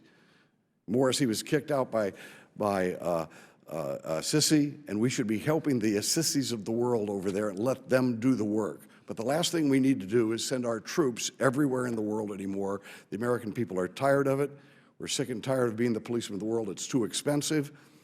And we end up having thousands of American lives lost for who knows what. Thank you very much. Thank you, sir. Dr. Bear is recognized. Thank you, Madam Chairwoman. I had the privilege of visiting Afghanistan with our chairwoman over Memorial Day. And let me just say, we met some of the most professional troops, men and women that answered the call of duty and have performed extremely admirably. But talking to them, talking to our leaders on the ground, talking to our intelligence folks on the ground, talking to our diplomatic community, and then having the opportunity to meet with President Karzai, I don't think 30,000 troops solves it. I don't think 10,000. I think this is a very difficult part of the world, and I think my colleague from California, Mr. Rohrabacher, just touched on how difficult this part of the world is. I also think we haven't touched on what I think the most critical factor in Afghanistan's stability is.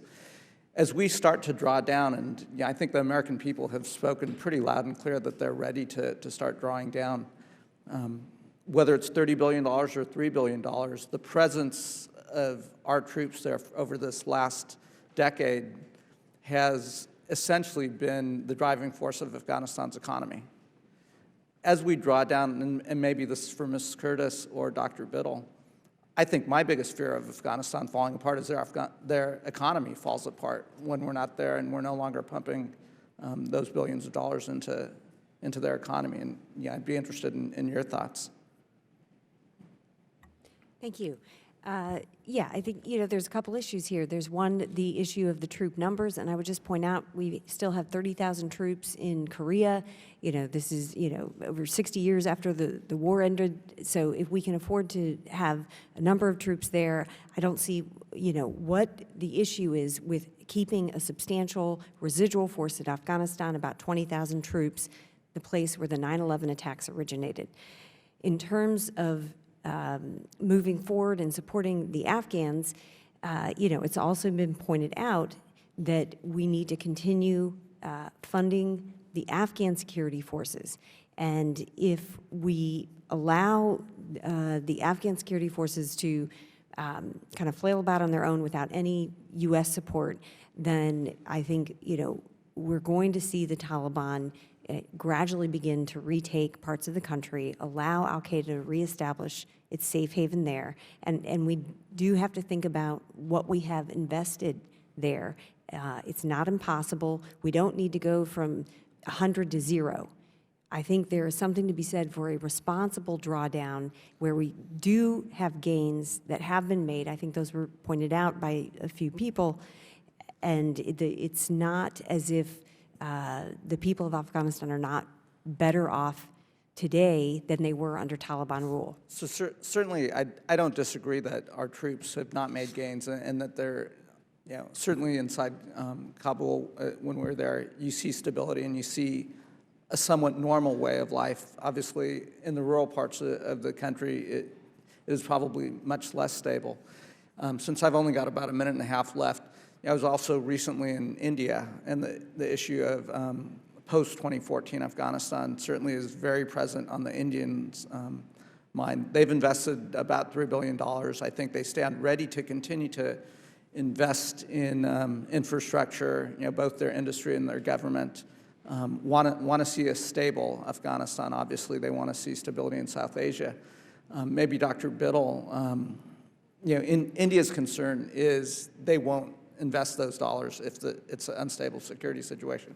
So I may be contradicting myself, but I understand that we have to have some presence there and we have to try to have a stable ANSF. But what would you like to see India's role be in Afghanistan? I would like to see India's role in Afghanistan be as part of a larger strategy for dealing with Pakistan. I could imagine India being cooperative in a way that would help us build leverage with Pakistan. If it's uncoordinated, however, mostly what it stands to do is play into Pakistani paranoia in a way that isn't constructive and doesn't move our agenda forward. If I could, I'd like to spend just a brief moment speaking to the question you raised initially, though, on the economic consequences in Afghanistan of the Western drawdown. Because when I was last there in March, we spent some time with the World Bank team and with the economic branch and the embassy talking about exactly that question. And to my surprise, their assessment was that they believed that the economic consequences, while negative, would be modest. In fact, their projection is a reduction in the growth rate of the Afghan economy, but they don't actually project a recession. There are a variety of reasons for that I doubt I'll be able to detail in 4 seconds, but suffice to say that my sense is that the best economic analysis of the country at the moment holds that they will not see an economic catastrophe as a result of this. Okay. I'll yield back. All right, thank you. And the gentleman from Florida is recognized. Thank you, Mr. Chairman. Gentlemen, question first, and that is, I want you to think about this when I come back to you. I want you to spend about 30 seconds. What is the role of the U.S. government in the world? And then starting with that, Dr. Keegan and General Keane, you both said that al-Qaeda is more dispersed around the world throughout the Middle East and greater in number, and this is after $2 trillion in Afghanistan and Iraq, several thousand lost lives, tens of thousands of injured soldiers, and this is after 11 to a 12-year effort of going over there fighting the war on terror. How much has our intervention over the last 60-plus years in the Middle East, how much has that led to the radical Islamic terrorists that mean to do us harm, like in Beirut, the Cole in Yemen, 9/11, and Benghazi that we see today? If one or two of you want to answer that real quickly, and then we'll move on to the next question. General? Well, I don't see a direct correlation with U.S. involvement in the Middle East and radical Islam. Radical Islam is an ideology that has a historical, theological, and philosophical foundation for it. And you know how ambitious that ideology is. One of their near-term strategic objectives to be able to achieve their ambitious political goals, which is what they are, is to drive the United States out of the region so they can dominate it. The United States is in the region because of genuine national interests, and we've been there rather significantly since post-World War II. I don't think you can draw a correlation that is the spark that drives radical Islam. They certainly use it politically to their advantage. I would love for you to come by our office at some point where we could have a more in-depth discussion. Dr. Kagan? Well, sir, I agree with General Keane on that point. I think that this is a movement that has evolved from a number of different sources, some of which were related to the American presence, some of which weren't. Most of them predated the significant American presence in the region quite a lot. And I think we have the problem that al-Qaeda does not identify the United States as an enemy because we are in the region. They identify the United States as an enemy because of what we stand for and whom we support. You know, I've heard that, but I personally don't believe that. I believe it's because we try to put Western ideologies in their government that they don't want to accept. Freedom of religion, freedom of expression, women's rights, and all these things that we believe on the Western side, and that we go over there with foreign aid and say, we'll give you this foreign aid if you do these things. And I think, you know, we're going to disagree on that. Let me go to Ms. Curtis and Dr. Biddle. If we develop energy security in the U.S., would it change our foreign policy in the Middle East if we had energy independence here in this country? At the margin, but probably not radically, because our major trading partners will continue to be dependent on the Middle East for energy. To the extent that we care about whether Europe, for example, is an economy that can trade with us and maintain our economic growth, we therefore need to worry not just about where we get our energy, but also where our trading partners get it. I think at the margin it can mean that we can become less militarily engaged, but I don't think it can get to the point where we can become independent of events in the Middle East. Okay, let me ask, what would be a way to negotiate a change in foreign policy from military conflicts and to capitalize on the investment we've had with human life, the trillions we've spent, and build one around trade, whether it's agriculture, construction? Is it feasible with a corrupt government in both those countries? And you know, you both said that, you know, that both of those governments are corrupt, and I don't understand how we can throw billions and billions of dollars over and over again with a corrupt government and expect it's going to turn out good. I mean, I see it in Egypt, and I see it in all these countries in the Middle East that we've done over and over again. And if you, Ms. Curtis, if you could answer that real quickly, and then I want to get your response on that first question I asked you. Well, I think you've made a very good point about, in the interest of building trade linkages and how that might be a more stable relationship than just providing foreign aid. And this is something that the new Pakistan government is extremely interested in, and hopefully we can expand the dialogue and try to improve our trade relationship.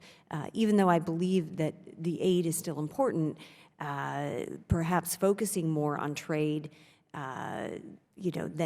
rather than just focusing on the aid would be a prudent way to approach the relationship with Pakistan. And also promoting regional integration and regional trade is extremely important. That means Afghanistan-Pakistan trade, Indo-Pak trade, anything we can do to encourage more regional economic linkages. That's going to help stabilize that region, and that will be in our interest as well. All right, thank you. Mr. Chairman, I'm out of time. If you guys would submit that question I asked you, the role of the United States government in the world, I look forward to your answers. Thank you.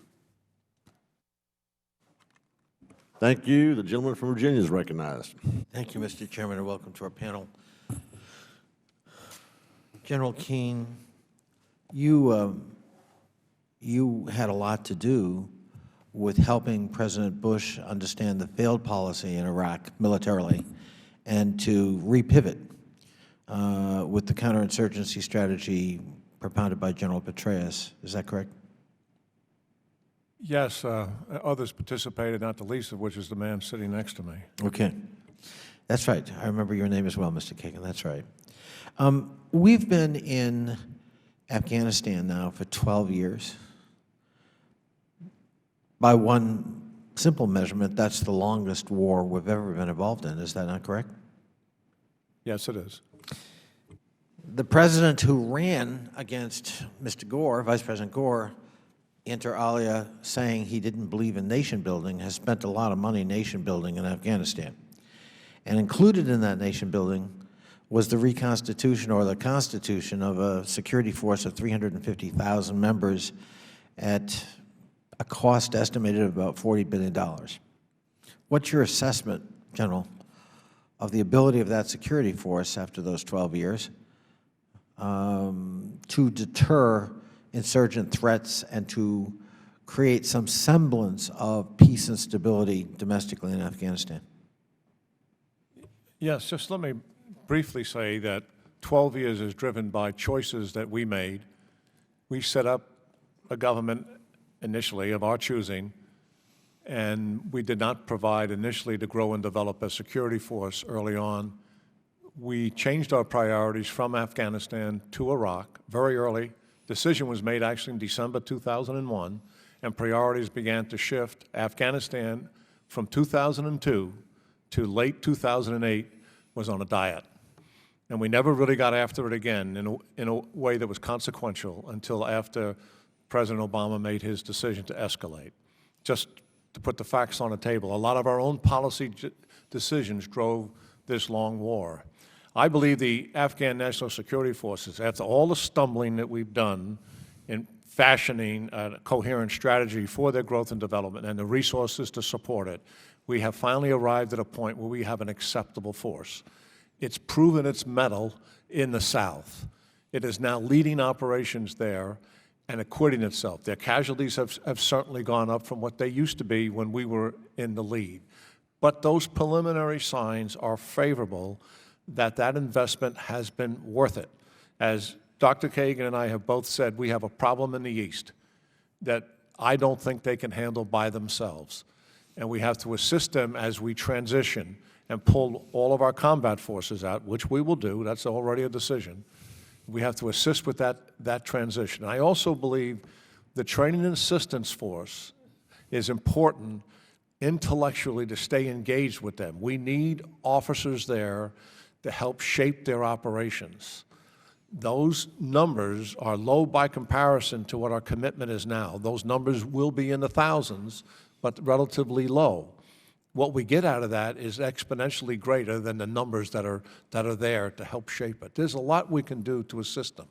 The most important thing is they have the courage to fight, no doubt about that, and we have given them the skill to fight, and they have now shown that they can handle that. It's uncertain what it would be like when we're totally gone, and that is a question mark. We think the signs are favorable, except for what we're dealing with in the East. Thank you. Mr. Biddle, Dr. Biddle, there were reports in today's New York Times complicating what General Keane, I think, would like to see accomplished, and I don't disagree, that the Afghan government has been secretly negotiating with elements of the Pakistan Taliban. We captured Mr. Massoud, one of the key leaders in that effort, and it raises real questions about trust and about the intention of the Afghani government. And given what General Keane just said, it might be construed as also undermining the work of their own security forces. Would you comment? Clearly, it's been a major source of friction between ourselves and the Afghans and may have had something to do with the difficulties in the talks over the bilateral security agreement over recent months. That said, I think it's only natural that the Afghans are trying to develop leverage against what they view as a Pakistani government that's been unhelpful in talks to settle the war. The appropriate use of leverage in dealing with the Pakistanis would ideally be something that we would coordinate across the various interested parties on our side of the conflict. This was evidently remarkably uncoordinated, but leverage is necessary in any negotiation, and it's certainly going to be necessary in this one, and we are not particularly leverage-rich. Thank you. I wish I had more time. The fascinating panel. Thank you all so much for being here. Thank you, Mr. Chairman. The gentlelady from Florida is recognized. Well, thank you, Mr. Weber. It's a pleasure to be here with you. And I have enjoyed the discussion, and thank you all very much. I'm sure it's very frustrating for you to hear our frustration, because really I think Congress should stand in front of a mirror and yell at itself. But with that said, you're the ones that get to sit here. And I just want, my son, who I'm very proud of, a United States Marine who served in Afghanistan and returned in USAID. And I also did visit Afghanistan with Mr. Wilson led a very wonderful Codell. One thing that I found, though, and I would echo Mr. Berra's comments, that we met with many military personnel, and I thought they were articulate, they were committed. I have nothing but really very high marks. But the other observation I had was that they also had what I would see is a narrow view of their own world. Because obviously, you're in the military in Afghanistan, that's probably what you're thinking about. You're not thinking about educating a kid in West Palm Beach, Florida. Anyway, I've often wondered, I studied psychology in college, and I learned about this principle called cognitive dissonance, which is basically, it's like there was an Aesop's fable, the fox, when he can't reach the grapes, he decides, well, he really didn't want grapes in the first place. And I often wonder, are we at a situation where we have cognitive dissonance where, which is really defined as a distressing mental state that people feel when they find themselves doing things that don't fit what they know. And sometimes, otherwise, they take puzzling and irrational and destructive behavior. The point being is this: are we supporting what continuing efforts in Afghanistan because we want to try to feel good about what we did, even though we know, I think many of us have doubts about that? Or is it about national security? So the question I have, and I'm not sure whether you can answer it, but I want you to take a shot at it if you want to, is because most of you, it seemed to me, are coming from the point of view of continued military action or involvement in Afghanistan, is what do you fear is worse to happen to us in this country than us not properly educating our children, not modernizing our infrastructure, not finding cures for diseases, not feeding poor children and elderly? Because those are the choices we have to make in Congress of where to put our money. I'll be happy to take a shot at that, Congresswoman. It's a obviously very important question, and it needs to be answered for anybody who's going to advocate putting U.S. resources against military operations.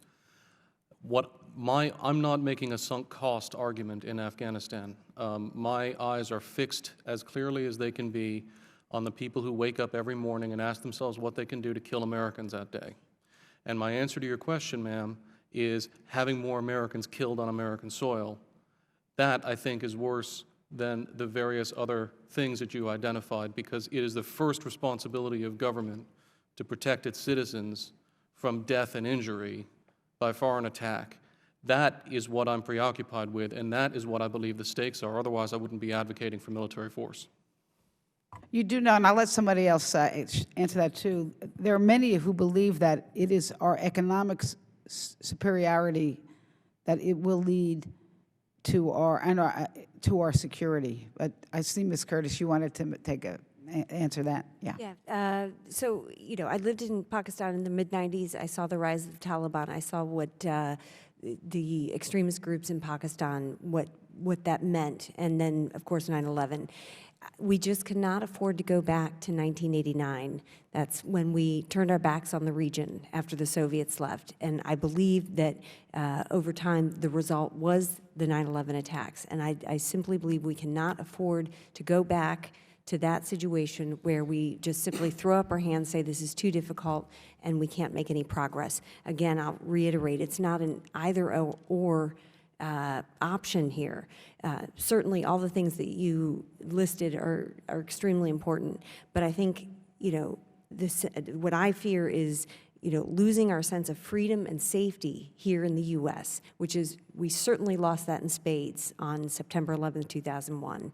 And so I think what is driving me to counsel you to, continue to support the efforts in Afghanistan is that fear that us, completely pulling up stakes and leaving will embolden the Taliban, will embolden al-Qaeda, will provide them a safe haven again. We'll be back to where we were on September 10th, 2001.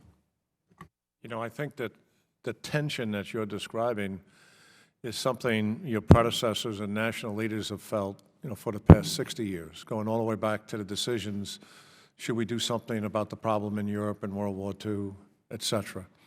And those are understandable tensions between what are our concerns at home with education and poverty and crime and other major issues that this country has dealt with for 60 years, and then also our responsibility to protect those very people that we're so concerned about, our American citizens. The fact is the United States is involved in the world. From a national security perspective, we have global interests in the world. We want open and free markets. We want a stable world out there. Radical Islam is a major, major ideological and political movement that is threatening the security of the United States. And the issue that we're talking about here is directly related to that, and everybody knows that.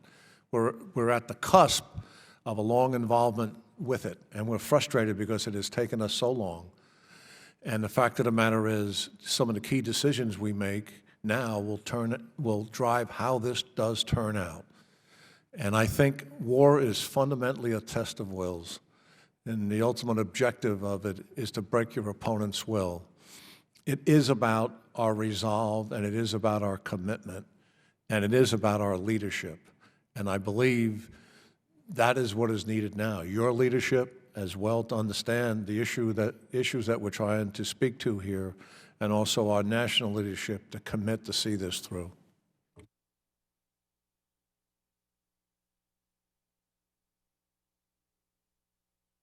Mr. Chair, it's up to you if it's all right. Anybody else want to try? Briefly then, I think probably relative to the other members of the panel, I'm more skeptical about the merits of counter-terrorist uses of violence around the world, but I make an exception in Afghanistan and South Asia. And among the reasons why I make an exception there is the unique status of Pakistan as a radically unstable nuclear weapons power in which there are resident a variety of militant groups that have expressed threats towards the United States and our allies in the West. If Pakistan does collapse, if the state loses the counterinsurgency war that it's fighting within its own borders in Pakistan, that nuclear arsenal could breach containment, and that's one of the very few ways in which I can imagine a terrorist threat to the American homeland reaching the scale of weapons of mass destruction in severity. And that, it strikes me, as a very unusual problem relative to what the United States faces around the world, and merits an unusual degree of attention and sacrifice in order to address. Mr. Chairman, thank you. Just an observation I want to share with the panel. Listening to this conversation has to be fascinating, and especially to those of you who come from conservative think tanks. What you heard at this dais today is from the right of center and the left of center, real skepticism about the continued role of the United States in conflicts such as this, even when, from your point of view and mine, U.S. self-interests are clearly indicated, given the history of Afghanistan. And this is part of the consequence, I say to you, as conservatives, of the obsession with the debt. It has led to a false choice. We can either afford to fund a food stamp program, or we can fund our foreign policy interests. We cannot do both. And I would submit that a great power must never be forced into such a false choice. Otherwise, it will not remain a great power. But that's where we are. That's what you just heard. And you heard it echoed in the debate about Syria. You know, we could argue the merits of whether a reaction was justified, but much of the debate wasn't about that. It was about we're sick of it, we're tired of it, and we don't want to be dragged into any more conflict, irrespective of the merits. And to me, I don't know about you, but that's a very dangerous place for the United States to be. And debate is healthy, but look at where we've been led because of the obsession, frankly, with the debt. Thank you, Mr. Chairman, for allowing me to share my thought. Now it's my turn. Mr. Kagan, you said in your comments, I'm paraphrasing, Pakistan hates us like no other nation. Ms. Curtis, you said you spent some time, was it in Pakistan, and you watched the rise of the Taliban in the 1990s. General Keane, you said in your comments just a short while ago that we are on the cusp of having to deal with radical Islam, and the decisions we make are going to be pretty major, was what you insinuated.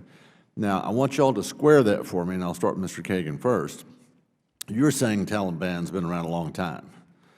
All right, now let me say this. I liked what our colleague from New York, Mr. Higgins, said earlier when he said that we educate and we train and we build roads and we build infrastructure, and yet we have a radical Taliban group who blows up those very roads that we build in the country. They stand for anti-education. Is that true enough? So even though I like the idea that we would educate so that those people would have a political will, that they would develop the political will of their own, they would get educated, they'd understand they can have freedom if they're willing to work and sacrifice and pay one terrific price for it. We cannot go in there and absolutely inject with a needle, if you will, that political will or that willingness for them to sacrifice and pay all kinds of prices, some of them the ultimate price, to take their country back. So, Mr. Kagan, with that in mind, explain to me why it is that Pakistan hates us like no other nation.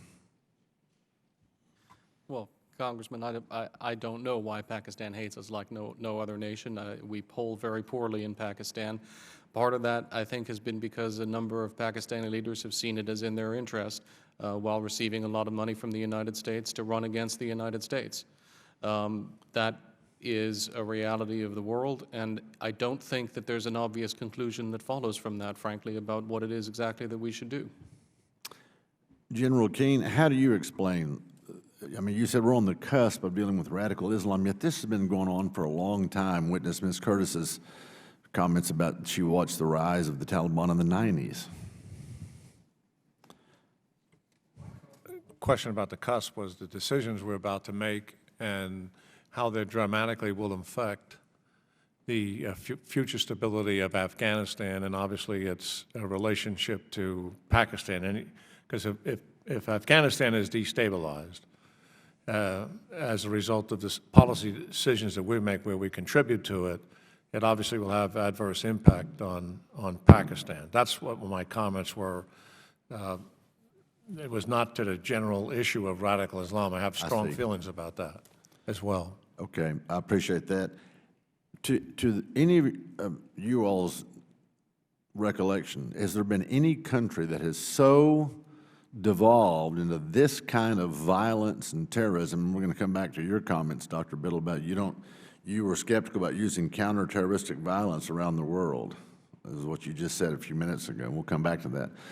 But is there any of you who can remember a country that has so devolved into the world where an outside nation, i.e. the United States, came in and we were able to prop them up and get their people to understand what was at stake, and they're able to help them pull themselves up from the bootstraps, and they are now a successful, thriving democracy today? Anybody remember a country like that? Well, I think you can make an argument for Colombia along those lines. Large swaths of the country were controlled by, vicious drug gangs, and there was incredible violence in the capital. Government was unable to function. We worked closely with a very small footprint with Colombians who were interested in taking that back, and Colombia is now very much headed in the right direction and much more democratic, much more peaceful, and the drug trade is much more under control. So yeah, I think there are premises. Was it as bad as Afghanistan? Not necessarily. But forgive me for interrupting, but what kind of outlay of manpower, casualties, suffering on our behalf, and money did the United States?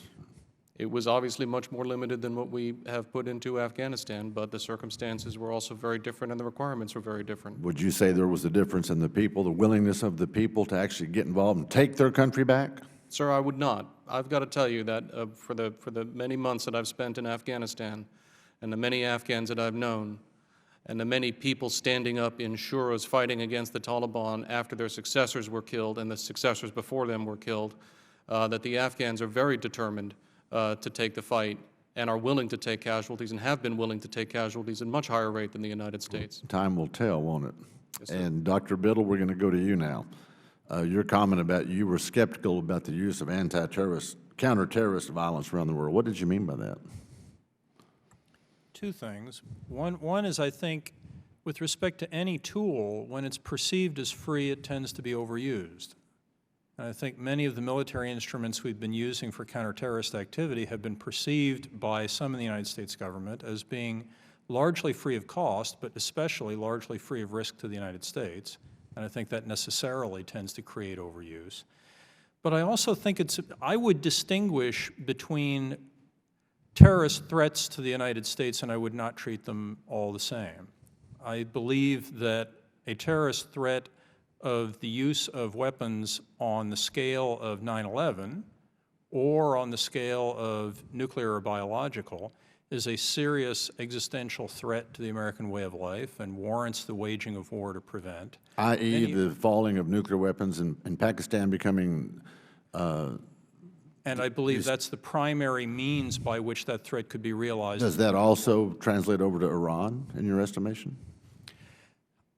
My view of Iran tends to be that they have powerful disincentives to transfer weapons of that kind to terrorist groups. I would prefer that they not get nuclear weapons. I see no particular benefit to the United States or the region in that happening, but I tend to believe that if they get it, the odds that they will transfer them to a terrorist are relatively modest. What worries me about Pakistan is that the state could collapse. And if that happens, then you don't have to assume that a state that could be retaliated against will transfer weapons to a terrorist. The weapons simply become loose, and that strikes me as a very Is that true? Are you also concerned about that in Syria? Well, Syria doesn't have... Well, I get it on nuclear, but we're talking about weapons of mass destruction, WMDs. Well, and you'll note that I mentioned biological and nuclear, and I did not mention chemical. I believe the scale of the threat associated with chemical weapons is significantly lower than the other two and warrants different treatment. Okay. Well, your comment intrigued me. I thank you. And we have our distinguished colleague, Mr. Sherman. I yield 5 minutes to him. Thank you. We are obsessed, of course, as we should be, with our own national security. The Pakistani military is either obsessed with its national security, or it at least needs to appear to be so if it's going to retain its position in that society. And one existential threat would be if Afghanistan were to be in some alliance with India, because India is the traditional existential threat to Pakistan. We installed Karzai. It's not like he had this, huge national following in Afghanistan. And we seem to have done so without Pakistan either voicing approval or disapproval in any loud way. And then today, the Taliban exists pretty much because the ISI wants it to exist. What can we do to assuage the Pakistani military that Afghanistan will not be a second front in a confrontation with India? Why has Karzai allowed the Indian embassy in Kabul to be so robust? And why is he the only Muslim ruler that seems to not take the Pakistani side on the Kashmir issue? I'll look to see if I've got any volunteers. Yes, the witness whose name has collapsed in front of you. Yes, Mr. Kagan. Hopefully it's just my name that's collapsed. Look, the Pakistanis are hated in Afghanistan by all sides to a remarkable degree. And the reason for that is that for the past 30 years, Pakistani policy in Afghanistan has been to supply guys with guns, foster chaos, create death, and do absolutely nothing positive for that country. Their problem... If I can interrupt you, going back 30 years, Pakistan played a critical role in overthrowing the communist Russian-supported regime. Yes, that's right. And the Taliban had enough popular support to obtain power in Afghanistan, although they were supported by the Pakistanis. The Taliban was created by the Pakistanis and would not have been able to defeat its enemies militarily or take control of the country, such control as it had, without Pakistani support. And but they also wouldn't have been able to take control without Afghan support. Yes, of course, that's true. What I can tell you is the conversations, again, what's remarkable is you go down to Kandahar, you talk to the tribal chiefs there who are fighting against the Taliban, you ask them who these guys are, and they say they're Pakistanis. Right. You ask them who their enemy is, they're Pakistanis. And that's not just because they don't want to admit that there's Afghan Taliban. My point is that the Pakistanis have been treating the problems in Afghanistan like a nail, and the hammer that they have is supply guns to bad dudes. They need to figure out that that's not going to work and that they need a new policy. And what we can best do for them, I think, is to help them figure that out. Well, I believe, as you look at Pakistan, and there are very few countries in the world that have a history as profound as theirs is in making poor strategic choices and miscalculations. It's quite extraordinary. And this one with the Taliban is another example of it. I mean, I have felt for some time in dealing with them that we should have taken the gloves off a long time ago, maintain a relationship with them, but certainly deal much more directly with them. And I agree with my panel colleague about their aid.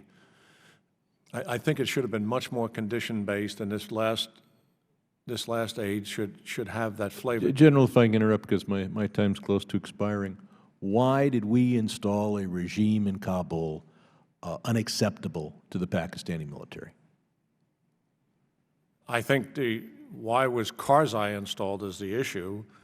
We had a relationship with Karzai, and Central Intelligence Agency had a relationship with him. These are all the things that were done very quickly to put somebody in charge. Was that a good decision? Probably not. Ms. Curtis? Well, I think at the time, Karzai was a good leader for the country. He's a Pashtun. He was a consensus builder. Certainly, things have fallen off in the last few years, and we've seen, more corruption. But, I think this really gets at, what is Afghanistan a sovereign country? I mean, that's like asking, why we would allow a certain Pakistani leader. We didn't allow Karzai to be swept into Kabul by a wave of popular support. You're saying Afghanistan is a sovereign country and therefore had a chance to select its anti-Pakistani leader. It didn't select Karzai. We selected Karzai. I wouldn't refer to Karzai as an anti-Pakistan leader. But the Pakistani behavior seems to indicate that they regard him as an anti-Pakistani leader. But I think he has tried to build better relations, and he has been able to a certain degree, with Pakistan's civilian leadership. If you look at the equation with... Yeah. How large is the Indian embassy in Kabul? How much aid is India supplying to Afghanistan? I mean, he's a rational. He's a rational. I get to ask the thinker. questions. I couldn't do your job. That's why they gave me mine. Fair enough. Let me go on to another question, and thank the chairman for a little additional time, and that is, Pakistan is a very diverse nation.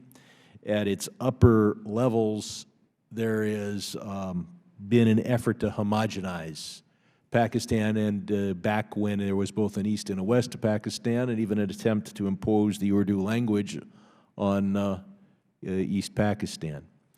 Now you have a government there that seems to indicate a preference for the Urdu language.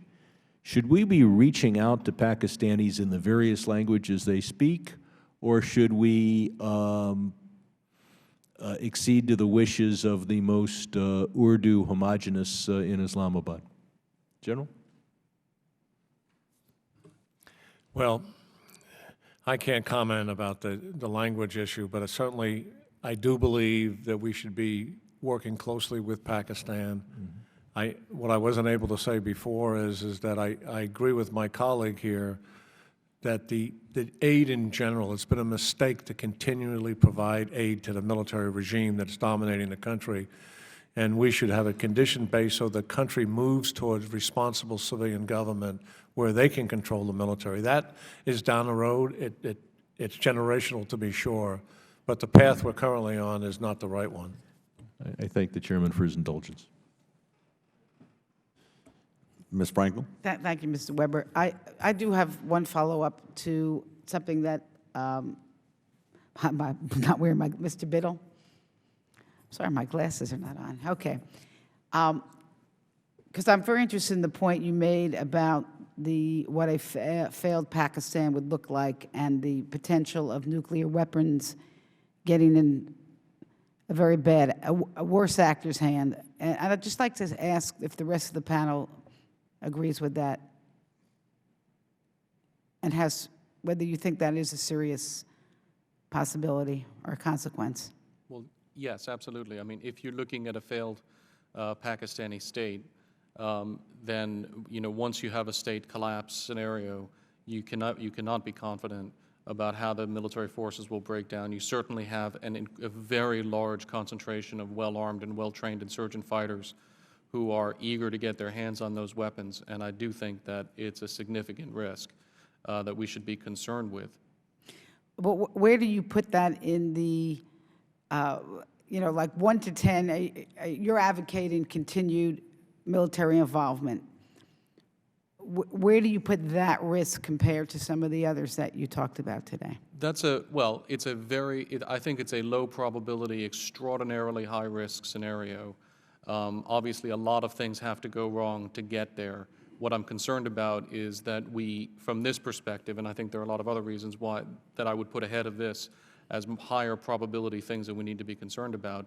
What I'm concerned about is creating conditions in Afghanistan, or allowing conditions to be created in Afghanistan that will conduce to this kind of state collapse and make what is now, I think, a very low probability scenario a much higher probability. And if I could beg your indulgence for one more comment, I've come across as very anti-Pakistani in this. I want to make the point that Nawaz Sharif has come to office trying to focus like a laser beam on getting the Pakistani economy turned around. Now, I'm a little skeptical about his ability to do that, but it is a laudable goal, and he is doing it with much more energy and creativity than his predecessor did, and it's very much in our interest for him to succeed in that. And I think as we talk about how we're going to approach the problem of Pakistani aid at this minute as opposed to in general terms, I don't think this is actually a terribly good idea to be pulling aid or talking about taking aid out. I think it's worthwhile giving Sharif a chance to try to turn the Pakistani economy around. Ms. Curtis, did you want to answer that? Yeah, I just wanted to say I would characterize the risk of Pakistan's nuclear weapons falling into the hands of extremists as a high-risk, low-probability scenario. I think the Pakistan military is a competent force, and the senior leaders understand the importance of keeping the nuclear weapons safe, and the U.S. has assisted in this effort, which is important for maintaining our engagement with Pakistan. I've made that point. But I think the links to the extremist elements in Pakistan are worrisome, and that if you do have a scenario where Afghanistan falls back under Taliban sway, there will be blowback into Pakistan, and as Dr. Kagan pointed out, this, what I would call high-risk, low-probability scenario, then becomes a high-risk, high-probability scenario. Let me just follow up. The Central Intelligence Agency and Department of Defense spends a lot of effort on this issue of nuclear weapons in Pakistan, and we have had the opportunity to check on the security of those weapons, and we're somewhat comforted that the military establishment has that as a top priority to protect those weapon systems. There are some issues surrounding that, though, because Pakistan has made a decision to go to tactical nuclear weapons as opposed to the strategic nuclear weapons they have now, which means that you can fire a nuclear weapon out of an artillery or rocket capability that we used to have by the tens of thousands and have destroyed them since the conventions with the Soviet Union. That escalation gives people pause for concern because of the numbers of those and the multiple locations they will be at. If they would ever be of any use, you have to decentralize those weapons to many more locations. So that's an issue. The second issue is our Department of Defense has very high on its list scenarios for this issue in dealing with an implosion of a government and what do we do about those nuclear weapons. And it has been practiced and practiced and practiced in dealing with the reality of that issue. So without, I'm not trying to put words in anyone's mouth, so is your top fear is 9/11 type scenarios? Is that like number one most probable risk? Mike, I don't think it will look like 9/11 again. My concern is that you have a global organization that is trying to bring the war to our shores, and that enabling them and giving them a victory of this variety and giving them a staging area of this variety will make it more likely that they will be able to bring the war to our shores. That's my higher probability, perhaps lower risk, but still intolerable. In some type of terrorist attack, maybe not the... I'm more concerned about the possibility of a terrorist campaign. because, among other things, we've watched these terrorist organizations evolve away from the one-off spectacular attack to the multiple attacks, smaller, and so forth, that in some respects could do even more damage to the American psyche.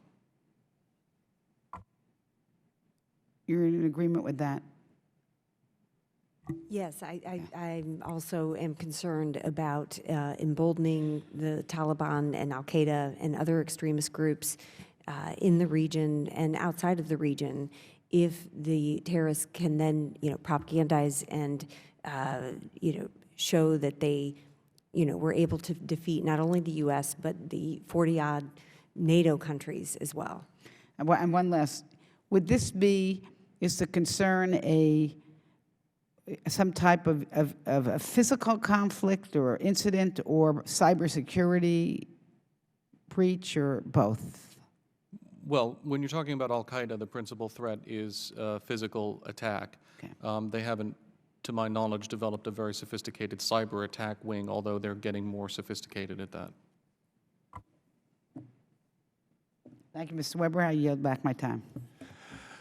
General Keane, you said something that got my attention, that they now have tactical nuclear weapons. I think in all my reading, if I remember correctly, Pakistan has 100 nuclear weapons. Does that sound right? I think that's a generally accepted number in public sources. Okay. So you are saying, I think what the gentlelady from Florida was driving at, if there is another attack along those lines, it'll be far worse than 9/11, especially if they were able to use one of those weapons, whether they were to use them against our ally Israel and draw us over there.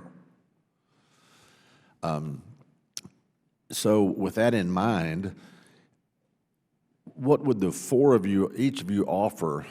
How do you fix that for Pakistan? What is your recommendation? Okay, so they've got these nuclear weapons. They hate us like no other nation on earth. It's part of your testimony.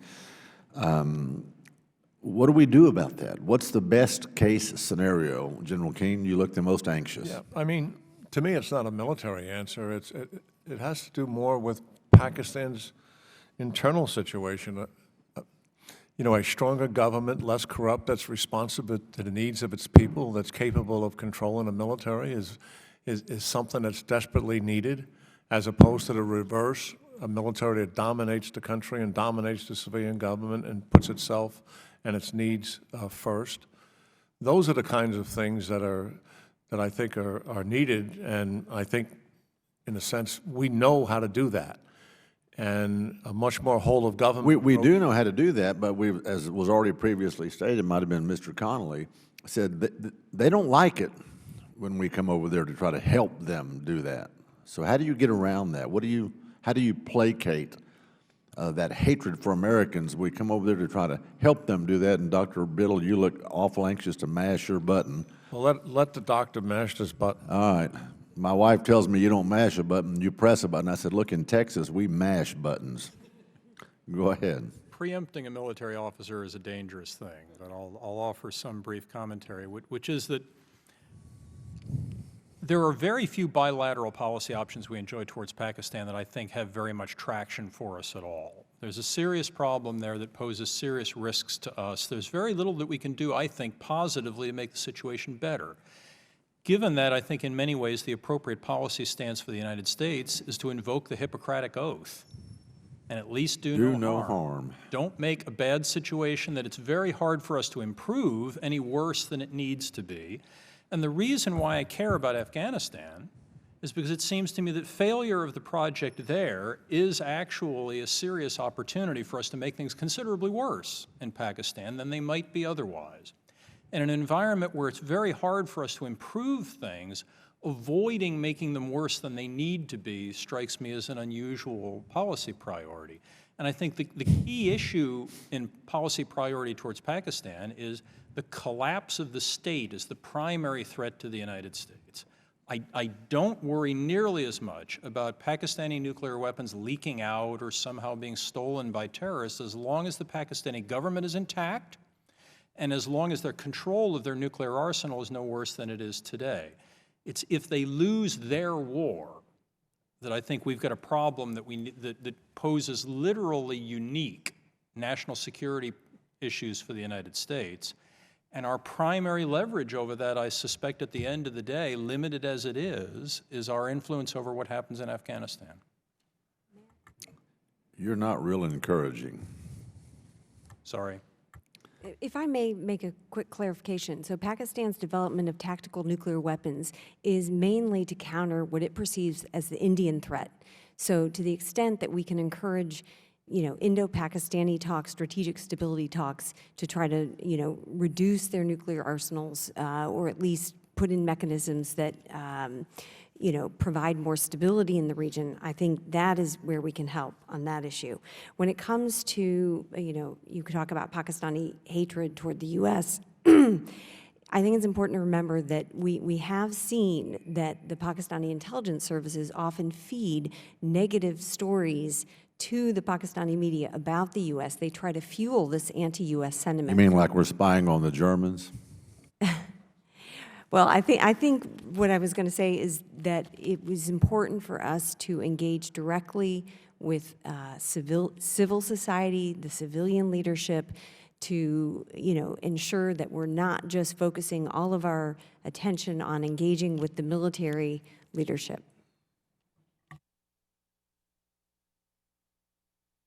Well, they've called votes. It looks like we have picked y'all's brains as long as we can. So I thank the witnesses, and this hearing is adjourned.